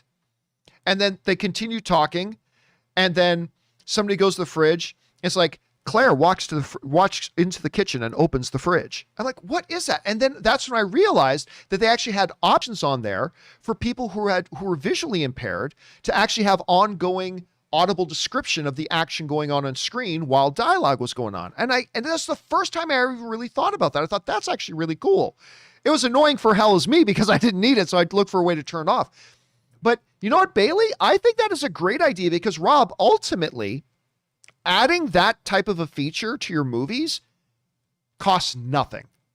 It's totally inexpensive to get that. I mean, to do it retroactively for older stuff might be a little bit more challenging, but not for streaming. But for things moving forward, I think that's a great idea, Bailey. I don't know, Rob, what do you think about that idea? I think it's a pretty good idea, actually. I mean, there are people like Bailey who would need it. So I don't see, if it cost a lot, I could see why, putting in audio descriptions for seeing impaired people, it might be, how big of an audience is that? But it would be, I mean, am I thinking of it wrong, Rob? But wouldn't it be incredibly cheap to put that in? Well, yeah, I mean, it's like when you go to a museum, and they give you headphones and you kind of can follow along with a docent who's giving you some kind of a recorded tour. I would think that, as long as it wasn't that loud and people couldn't hear it. I don't know how expensive it would be, but it would kind of be a nice feature, I would think. Yeah, I agree. All right, next up, we got Suthius, who writes, not sure if you all are into art, but there's a company called Frome, Frome, that makes art out of movies. Each piece is consisted of condensed stripes of colors that represent a particular moment in a movie in chronological order. Very tempted to buy one. I'll be honest with you, Suthius, I have never heard of this. Rob, I know you like all forms of art. Are you familiar with From or Frome, depending on how it's pronounced? Are you familiar with this? No, but I'm going to quickly go to the internet at Frome, you said? Frome. Let's see what it says. Frome. Do me a favor, I'm going to jump to the next question, but you look into that and let me come back to you in a second. All right, let's move on here. Next up, Jack Leo writes, I just saw the picture of you and Mark Ellis at the Shang-Chi premiere, and it made me really nostalgic. I have vivid memories of watching Movie Talk on my computer during high school. Really contributed to my love of movies. Thank you. Thanks for all you do, John. Yeah, it was great running into Mark.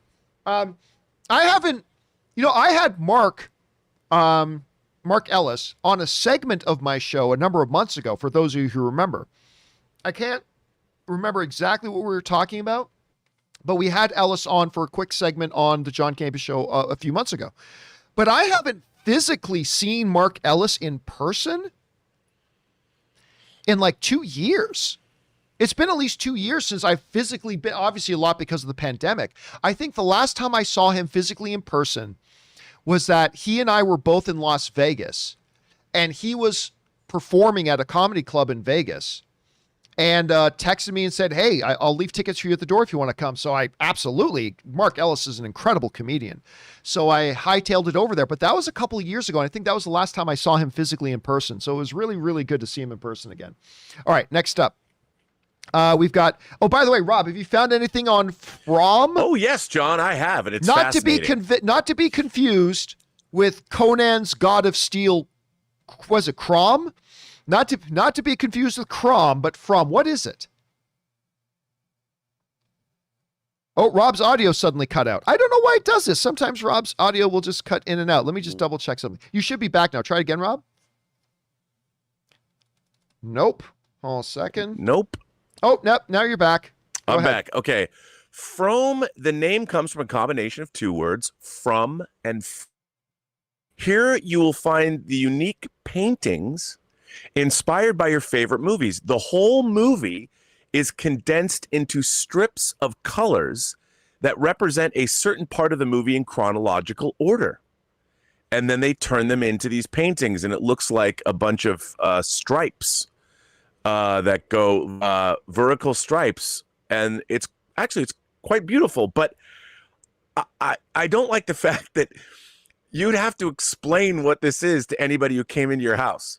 They look at it. Right. I mean, it looks like a bunch of color stripes, and it's cool, but I don't, I think to myself, who thought of this? but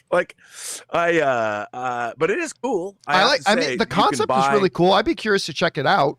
I mean, it sounds interesting enough. Well, you can go to www.frome.co, and they do, for $100, you can buy your favorite movies as a Frome. So there you go. All right, Rob. Well, I think it's pretty cool, actually. You are our very own living Frome, so it's good to have you here. But I know we've kept you over time here today. But Rob, we're gonna, of course, I'll see you tomorrow. Then you'll be on the John Campea Show tomorrow. Remember, guys, tomorrow is a special starting time, 3 p.m., not 10 a.m., because Rob and I are going to be seeing Shang-Chi. So I'll see you in the morning, dude. But until then, where can people follow you and all of your great adventures online? You can find me on Twitter at BurnettRM, find me on Instagram at Robert Meyer Burnett, or find me on my own YouTube channel, The Burnett Work. All right, Rob, good to have you here, dude. I'll talk to you tomorrow, and good job as always. I'll talk to you soon, man. Sure, that was fun. Ladies and gentlemen, the one and the only, the great Mr. Robert Meyer Burnett. Listen, guys, we still have some time left over here, so let's keep going through so many of your questions here. Okay, we're going to get things picked up here with, who was that last up? That was Jack Leo. Next up is Sam Phillip, who writes, hey, John, there are currently 4 DCEU movies in production right now. Black Adam, Flash, Shazam 2, and Aquaman 2. My question is, over or under 25% that Henry Cavill appears in at least one of those movies. P.S. Isn't it crazy that the next DC movie is The Batman? I cannot wait to watch that, as a matter of fact. Okay. I will say there is an over 25% chance that we will see Henry Cavill in at least a cameo in either Black Adam, Flash, Shazam 2, or Aquaman 2. Now, I am not sitting here telling you he will appear, but you set a line of 25%, and I'm going to say, while I don't think it's likely he's going to be there, I will take over 25%. I really do think there is a legitimate chance he does. I really do. Again, don't misquote me. I'm not saying he will. I'm not saying it's over 50%. But I'm on a line of 25%. I believe it is over 25% that he will at least appear in one of those 4 films. Probably not Aquaman 2, but I think there's a decent shot for either Black Adam, Flash, or Shazam. I really do. Not Aquaman 2, but the other ones, I'll take over 25%. I'll take over 25%. All right, next up. We got Connor Anthony who writes, greetings, love the show. Thank you so much. And I appreciate all the work that you put into it. Two of my favorite directors of all time are Kurosawa and Bergman. And I was wondering, what are your guys' general thoughts on these directors? We had somebody ask a completely, actually it might have been you, Connor, and maybe you just didn't see the answer. We actually had that. Oh, look, Rob's not here. Of course he's not here. We actually had somebody ask that question a couple of months ago. We went into it rather deeply, especially on the Kurosawa film. So I would highly recommend that you go back and watch those. Look, it is the stereotypical thing to say. Absolutely. But Seven Samurai is such a pivotal movie. And when you watch that, it's not just Magnificent Seven, and it's not just other kind of things that's influenced that had similar names. When you actually go back and watch that film, it's kind of like The Godfather in many ways. When you watch it for the first time, you start to realize the influences of that movie have permeated and penetrated a lot of cinema since then, not just the ones that have similar titles. It's incredible. And a lot of his work has been like that too. So yeah, I would still stick with that one. That one I will still stick with. All right, next up. Where are we at? Sam Fisher writes, a really cool thing I noticed in Suicide Squad is the scene where Sean Gunn's Calendar Man is heckling Polka Dot Man. What's really interesting is that David Datsmalchian also voices Calendar Man in the Batman, the Long Halloween animated movie. I don't know why that's interesting. Why is that? Who is David Datsmalchian? I honestly don't know who that is. So that one's going a little bit over my head. Was that person in the Suicide Squad movie? Is that person in the Suicide Squad movie? I'm not really sure. But I don't see how that's connected, Sam. I'll be honest with you. I don't understand how that's connected. Anyway. Oh, you're saying he's the actor who played Polka Dot Man. He's the actor who played Polka Dot Man. And he did the voice. Okay, then that is interesting, Sam. That the guy who's playing Polka Dot Man being mocked by Calendar Man is the same guy who actually did the voice of Calendar Man in the animated thing. Okay, now I see that's actually pretty cool. That's pretty good. Now I see the connection there. Okay. Well done. Well done. That is interesting, actually. I didn't know that. I didn't know he did the voice of Calendar Man in the animated thing. I didn't know that. All right. I learned something new every day from you guys. Also, David found a cat on the Suicide Squad set that he ended up adopting and naming Polka Dot Cat. Even getting its own Polka Dot Man costume. He posted pictures of the cat on the costume and Twitter. Well, listen, I'm not going to lie to you. I know I'm going to lose half my viewers right here. I hate cats. I don't like cats. I'm not a cat guy. I grew up with cats. Like we always had my family has always had at least one pet cat, even though we've also had pet dogs. I am definitely a dog guy. I'm definitely a dog guy, not a big cat guy. I remember even talking to a girl once and saying, you know, a cat came, she mentioned she had a cat. I said, oh, you have a cat? And she goes, yeah. I said, and how long have you had this problem? That's just kind of my thing, but yeah. So I'm not a cat guy. All right. That's just me. But I did grow up my very first pet was a cat that I named Luke Skywalker. It was my very first pet. And my whole life we always had, and then Mimi was the name of our cat.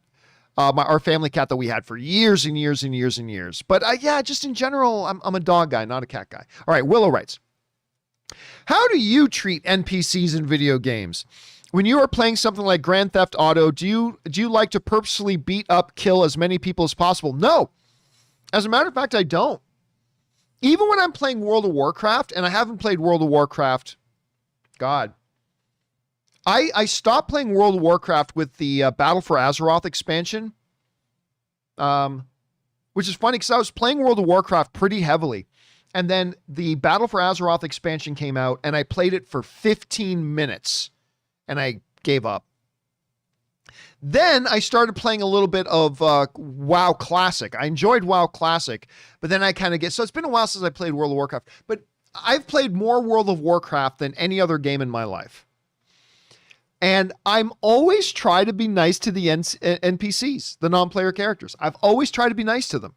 when I'm in towns, when I'm like talking to whatever, I always try to be as nice as possible, except for when there are creatures I'm supposed to kill. But I always try to be nice in all the games I play. I'm always try to be really, really nice. I try to be that guy in the games. Anyway. All right. Next up. Tony Rodriguez writes, okay, John, good movie that I think flew under your radar is Infinite. Well, no. I reviewed that movie. I thought it sucked. Anyway, I love Chiwetel Ejiofor and I really like Mark Wahlberg, but Infinite on Amazon, I thought that was a great idea for a movie, but a very, very bad movie. Anyway, a good movie that I think flew under your radar was Infinite with Chiwetel Ejiofor and Mark Wahlberg, mix of Matrix, Highlander on Paramount. Oh, that's right. It wasn't on Amazon. It was on Paramount Plus. Really good for a B flick. Chiwetel steals the movie. If you like Old Guard, you'll like this. No, I loved Old Guard and I hated Infinite. Again, it's a neat concept. So for those of you who haven't seen Infinite, the basic idea for Infinite is this. There is this race of beings, right? A race of beings who are also human that have the ability to remember their past lives. They reincarnate and they remember everything from their past lives, including all the skills and knowledge and everything they learned in past lives. So they have literally lived dozens of lifetimes accumulating skills and knowledge and expertise in things over multiple lifetimes, right? Now, there's two factions of these people. One, I can't remember what the good guys, but I can't remember what they're called, who believe that they have this gift in order to help humanity progress. But then there's another sect of them headed by Chiwetel Ejiofor's character who are nihilists, who just want to die. They're tired of living. They feel like they can't die because every time even they kill themselves, they just instantly reincarnate and they remember their past lives. So all he wants to do is end all of existence because he wants to die. And if that means I got to kill everybody else in the world too, so be it. They just want to die, which is a really interesting hook for a villain, right? That's a really interesting hook for a villain. And Kendall Jackson is saying spoiler. That's not a spoiler. That's the basic premise. It's not a spoiler of the movie. It's a basic premise of the movie. You learn all this very, very quickly right at the beginning of the film. Right at the beginning of the film. So this is not a spoiler at all. And on its surface, sorry, drop went down the wrong pipe. On its surface, that concept is a great hook for a villain. Really interesting. Went down the wrong pipe. Sorry. Okay, so it's a really cool setup for a movie, but I thought it was executed so badly. I thought it was executed so badly.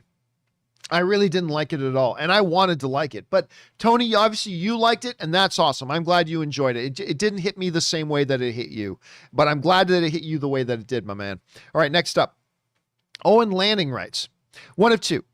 Dave on Hulu is a must-watch. I've heard good things about it. The first season premiered last night, and I watched the first episode and thought, meh, but a ton of people recommended, and my goodness, just finished season 2, and it's one of my new favorite. It blends dumb humor and humor with real human complexities and friendship.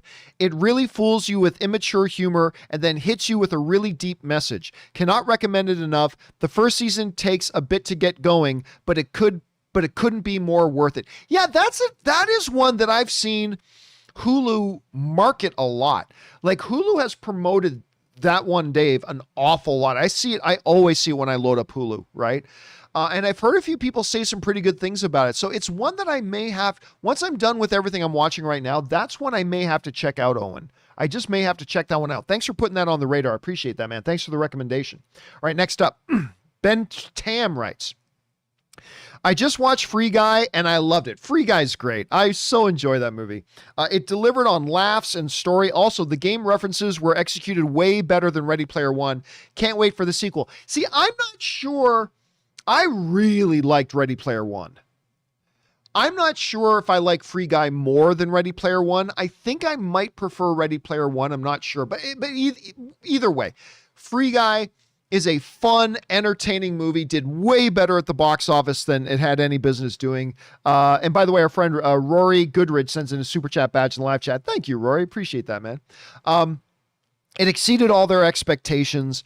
It's a wonderful, fun movie. Do get out and go see Free Guy. All right, next up. Gavin Dean writes, first time tipping. Well, thank you for that, Gavin. Appreciate that, man. Long time listener. I had a root canal surgery today, and the sound of John and Rob's silky voices from my earbuds soothed the pain. Thanks for all you guys do. So happy to be a part of this community. P.S. Who else hates dentists? Oh, dude, I hate dentists. You know what? But honestly, want to know something about me? True story. True story. Here's the part I hate about dentists the most. Now, I had a root canal a couple of years ago, but you know what? They're so good these days about how to deaden your mouth. I barely felt it. I got a root canal and I barely felt it. Barely felt it. A couple of weeks ago, I had to get my last remaining wisdom tooth pulled. Right? That's not fun, especially as an adult. Getting a wisdom tooth pulled when you're an adult, the older you get, the more of a pain in the ass that becomes. But it was no big deal. They went in, pulled it out. No big deal. You know what part for me is the worst part of going to the dentist? I have the world's worst gag reflex.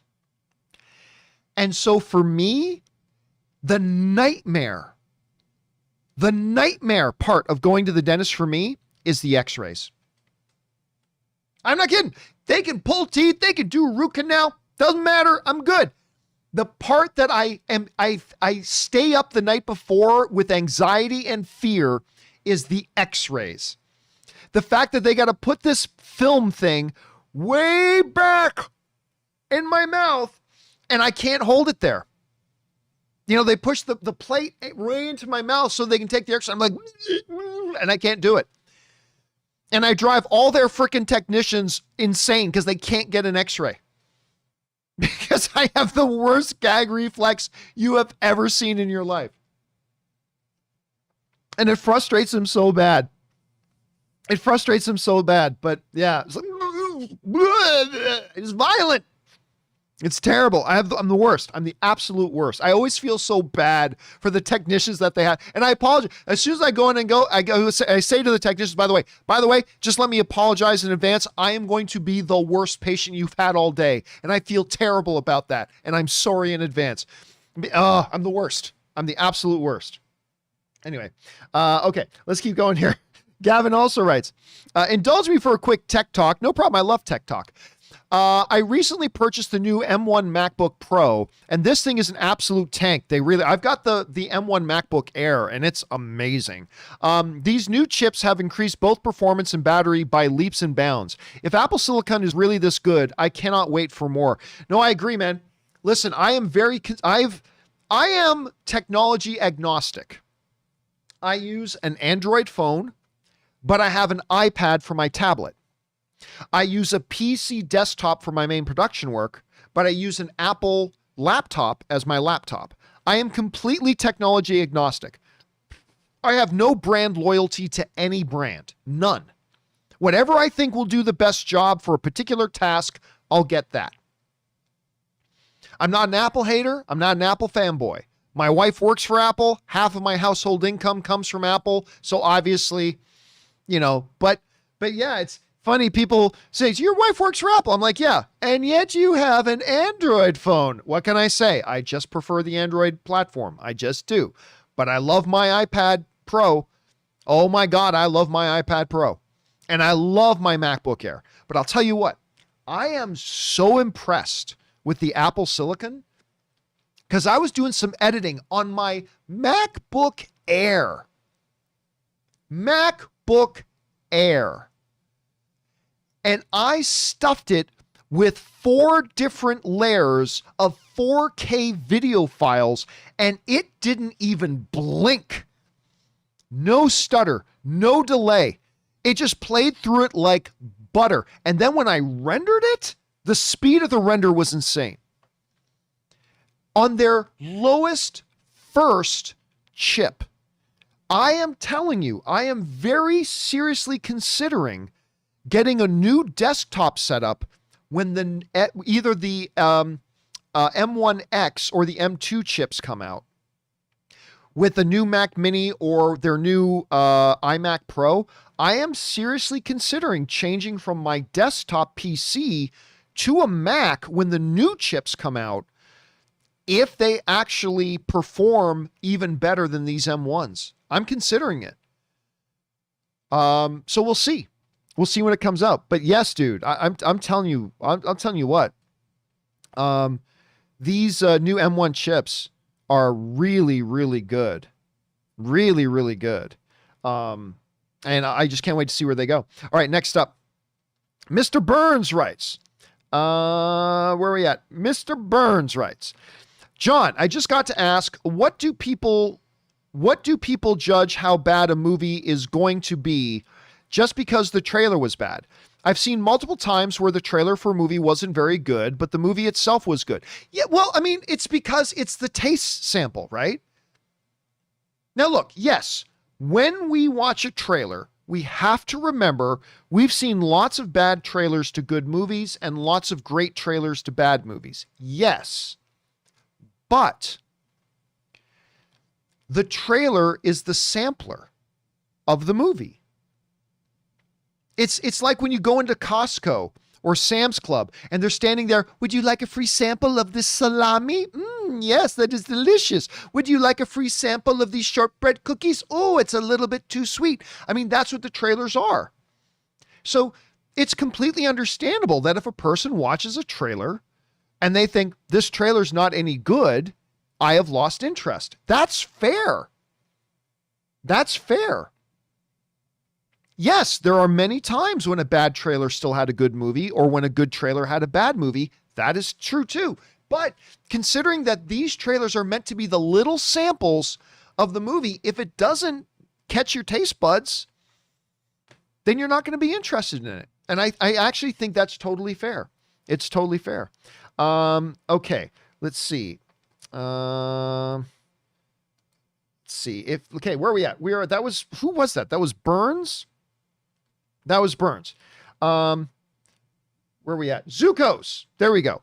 Zuko's absentee mom writes, part 1 of 2. John, I've been listening since the AMC Closet days. I just got back from Free Guy at the AMC Dolby Theater during the trailers. A group of teens walked in and were very loud and disruptive. When the movie started, they settled down for a minute. Part 2. Then during the whole movie, they talked and going on their phones. I had to tell them to shut the fuck up several times. Finally, during the last 5 minutes, an employee came in and kicked them out. It was the worst movie-going experience I've ever had. Yeah, listen, I had one like that. About, gosh, how long ago? It was years ago now. It was years ago that this happened, but it was and I keep forgetting the name of the movie. I think it was called The Number 23. It was a Jim Carrey movie. Went in, watched the movie, and had this absolutely horrible experience with this group of teenage girls. Came in and they just talked through the whole damn thing. And it was really annoying. It was really annoying. Now, I remember that clearly because it was probably about, I remember that clearly, and that was at least 13, 14, 15 years ago. I remember it clearly because honestly, that type of experience happens to me extremely, extremely rarely. Like extremely rarely. You know, somebody else wrote in a while ago and said, you know, everybody talks about complaining about the disturbances they have watching a movie in the theaters. You get 20 times more disturbances watching a movie at home. The phone rings, the doorbell knocks, your kids say something or do something, you got to run and do this and blah, blah, blah, blah. And honestly, everybody's mileage may vary. For me personally, I have personally found that to be true. I get a much less disturbed experience watching a movie in theaters than I do at home. And we don't even have kids. And I find I get disturbed a lot more watching a movie at home than I do in the theaters. But I guess it depends on your experience. So like I said, I had that terrible experience with that one group of teenage girls that were as annoying as hell, and they just ruined the movie-going experience for me. But that was 15 years ago. That was about 400 or 500 movies ago for me that happened. I mean, it happens. It absolutely does. It absolutely does. But I find it happens very rarely. And the fact that you had that experience, man, that sucks. And I will say this, movie theaters need to do a much better job of monitoring their theaters and removing problemed customers. They need to do a much better job of being proactive and removing problematic patrons. Because if you got one jackoff in there disturbing everybody else's experience, you got to get that effer out of there. You got to get him out. And, you know, I'm not a big fan of the Alamo Drafthouse in general for my own reasons, but give them credit. Alamo Drafthouse is very aggressive in saying, behave your fucking selves or get out. Behave or we'll throw your ass out.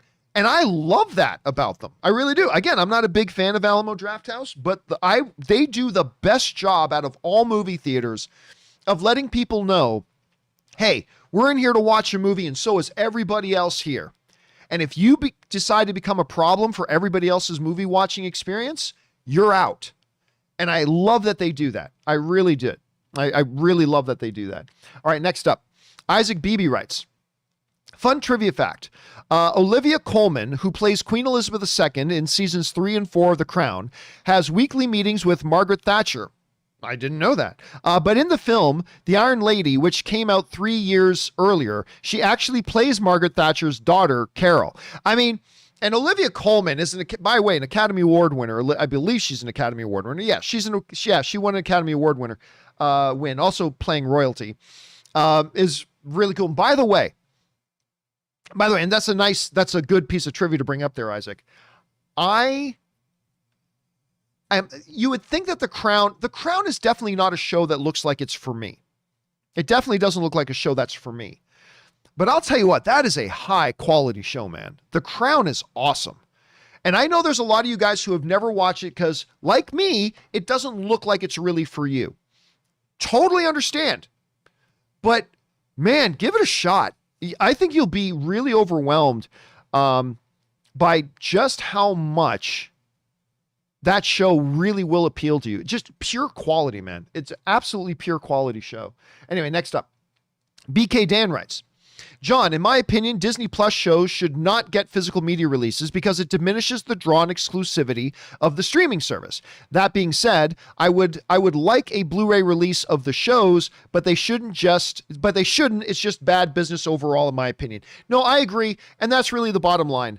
The whole reason they make these shows, the whole reason they make The Mandalorian, the whole reason they made WandaVision, the whole reason they make any of these shows is to get you to subscribe and stay subscribed to Disney Plus. If that is the whole reason they're being created, why would they offer us alternate ways of watching it? It's counterproductive to their core priorities, to their core values. It's contradictory to it. It's counterproductive. So look, I'm not saying Disney never will. Maybe they will, but I don't think they will because, again, it doesn't make sense. It doesn't make sense to what their core purposes are. It doesn't make sense to the whole reason. It doesn't make sense to the core reason of why they made the show in the first place. You know what I mean? So I don't know. Anyway, that's just kind of my take on it. Thanks for sending that in, BK. Next up, your tribal chief writes, with the NFL season starting soon, made me wonder, what are your expectations for your Patriots this year? Not good, man. Not as long as Cam Newton is still there and a brand new rookie quarterback. Not good. While yes, the Bills are scary, at least y'all got most of your defense back and a hungry Belichick on your side, but also Cam's back. I mean, listen, as long as Cam Newton is the quarterback, I have always felt very shortly after he debuted in the NFL, I've always felt Cam Newton is an overrated quarterback. I just think he's a poor decision maker. And that, look, he's got all the physical weapons. Physicality wise, that dude's a beast. But I just find myself watching him, and I felt this when he was still on the Panthers. I just feel like he is constantly making bad decision after bad decision after bad decision. And the number one muscle of a quarterback is the one between the ears. That's the number one thing. See, when you look at a guy like Russell Wilson over at the Seattle Seahawks, that's a guy who is a combination of, he's got all the physical gifts and he's got high football IQ. When you look at a guy like Tom Brady, the reason he's the GOAT is not because he's the biggest or the strongest. He's certainly not, or the quickest. Watching him run is funny. But it's because he's got a high football IQ. When you look at Patrick Mahomes, yeah, he's got all the physical weapons, but my God, Patrick Mahomes makes smart decisions too. The best quarterbacks are the ones who do it. And Cam Newton, I just find, while a super intelligent dude, just has a propensity for making bad decisions on the football field. And as soon as the Patriots picked him up last year, I'm like, well, there goes the Patriots season. And sure enough, they failed to make the playoffs. And I don't see them making the playoffs again this year either. But we'll find out. We'll find out. Okay, next up. Your tribal chief also writes, with the 45-day theatrical window becoming the new normal, how do you think it will affect physical media? Also, do you change your stance at all in saying it's going away for good? No, physical media is disappearing. That's not an opinion. That's an observable fact. You know, Rob points out these statistics all the time. Every year, physical media the sales drop, exponentially drop. Last year, the number one maker of Blu-ray playing devices decided to get out of the Blu-ray business. I mean, it's an observable fact. Physical media is going away. It's going to disappear. I'm not saying it should disappear, because the whole argument but physical media is better. It's irrelevant. It's irrelevant if you're right about that or not. It doesn't matter if you think physical media is better. It's still disappearing. And yeah, it's going to be gone away. And 45-day theatrical windows, I don't think are going to help physical media much at all. Again, the theatrical window is not the enemy of physical media. Streaming is the enemy of physical media. And so that's why I think it's going to go that way. But let's see. Let's see what happens.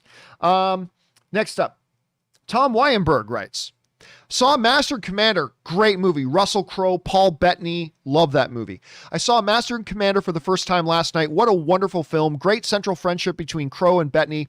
Incredible combat scenes and wonderful journey at the far ends of the world. We need more of this. You know what the funny thing is, Tom, too? Russell Crowe to this day still talks and says they are trying to get a sequel to that made. I don't know how you do it. And I think that the time has passed, probably. By the way, Stefan DeLint Rauter sends in a super chat badge in live chat. Thank you, Stefan. I appreciate that, man. I think the time has probably passed.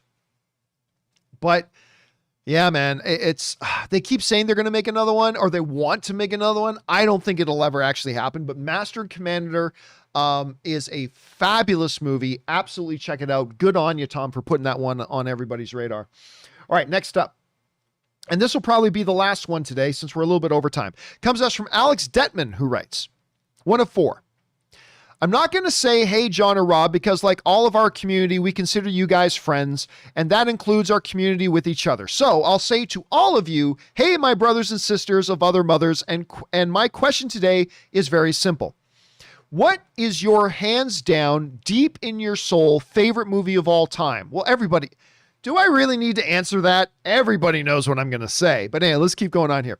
For me, it's Things to Do in Denver When You're Dead, which was about former convicts trying to go straight. Andy Garcia plays the good... I think you brought this movie up once before, Alex. It's about former convicts trying to go straight. Andy Garcia plays the good-hearted Jimmy the Saint until Christopher Walken pulls the best friends in to do one last job, and they are free of the life. It's heartfelt, funny, violent, and magnificently acted by Garcia, Walken, and the great Christopher Lloyd. My second question to you is, can you name 3 favorite scores that you just love? For me, it's Glory, The Gray Man, The Gray, and Man of... Really, The Gray? I've never heard somebody mention that one. That's the Liam Neeson one. And Man on Fire, the Denzel one. On my last note, brother, what do you think about my Bears, Sox, and Bulls? Okay, now we're asking too many questions. My Bears, Sox, and Bulls making moves finally, and do you think we got any shot at any postseason or championship contention? Either way, just wanted to say thank you. Bears are going to be better this year. The Bulls are also going to be better this year, and I don't follow baseball, so I can't really comment on the baseball side. But I think both the Bears and the Bulls are going to be better this year. All-time favorite movie, everybody knows, it's Star Wars. Star Wars. And by the way, S-Beam, our friend S-Beam sends in a $10 super chat badge in live chat. Thank you, S-Beam. Appreciate that, dude. Star Wars all day, every day. Yes, Star Wars. Scores, Empire Strikes Back. The Howard Shore Lord of the Rings scores are magical to me. Like, to me, here's the sign of a great score. The sign of a great score is when you start hearing some bars from it and it instantly transports you back into the movie. And it does that. And my wife is calling me. Hold on a second, let me answer this. Hi, honey, I'm just doing a live show. Can I help you? I'll be done in like 2 minutes. Can I call you right back? Thank you, honey. Yes, bad, guys, a little bit of life advice here. When the wife calls, I don't care what you're doing, answer the phone. You want a happy life? When your wife calls, answer the phone. So there we go. Okay. If it was anybody else, well, no, mom. If it was my mom, I would stop the show right now and answer the phone if it was my mom. But other than those two women, doesn't matter. I could pick up this phone and it could say Steven Spielberg calling. I'd be like, well, damn, I got to make sure I call that one back real. But it wouldn't matter. I would not stop what I'm doing on this show. You guys are too important. But if it's Ann or if it's my mom, I'm stopping what I'm doing and I'm answering the phone. Good life advice for everybody. Anyway, that all being said, the scores that take you there. And when I hear bars for either anything Star Wars related, whether it's the Leia theme, whether it's the Imperial March, whether it's the main score, doesn't matter. As soon as I hear those bars, I am whisked away to the world of Star Wars. As soon as I hear anything from Lord of the Rings, dun dun dun dun dun dun dun dun dun, like just whatever, my mind is instantly teleported to the Shire. And that's why I'm going to say this third one, Jurassic Park. Because the moment, like, yes, there are the iconic scores like Superman, bum, bum, bum, bum, bum, or Indiana Jones, bum, bum, bum, bum, bum. Yeah, those are amazing, iconic things. But when I hear bum, bum, bum, bum, bum, bum, bum, bum, bum, bum, like, tell me you don't instantly have your mind teleported to those gates opening up and you hear, welcome to Jurassic Park, right?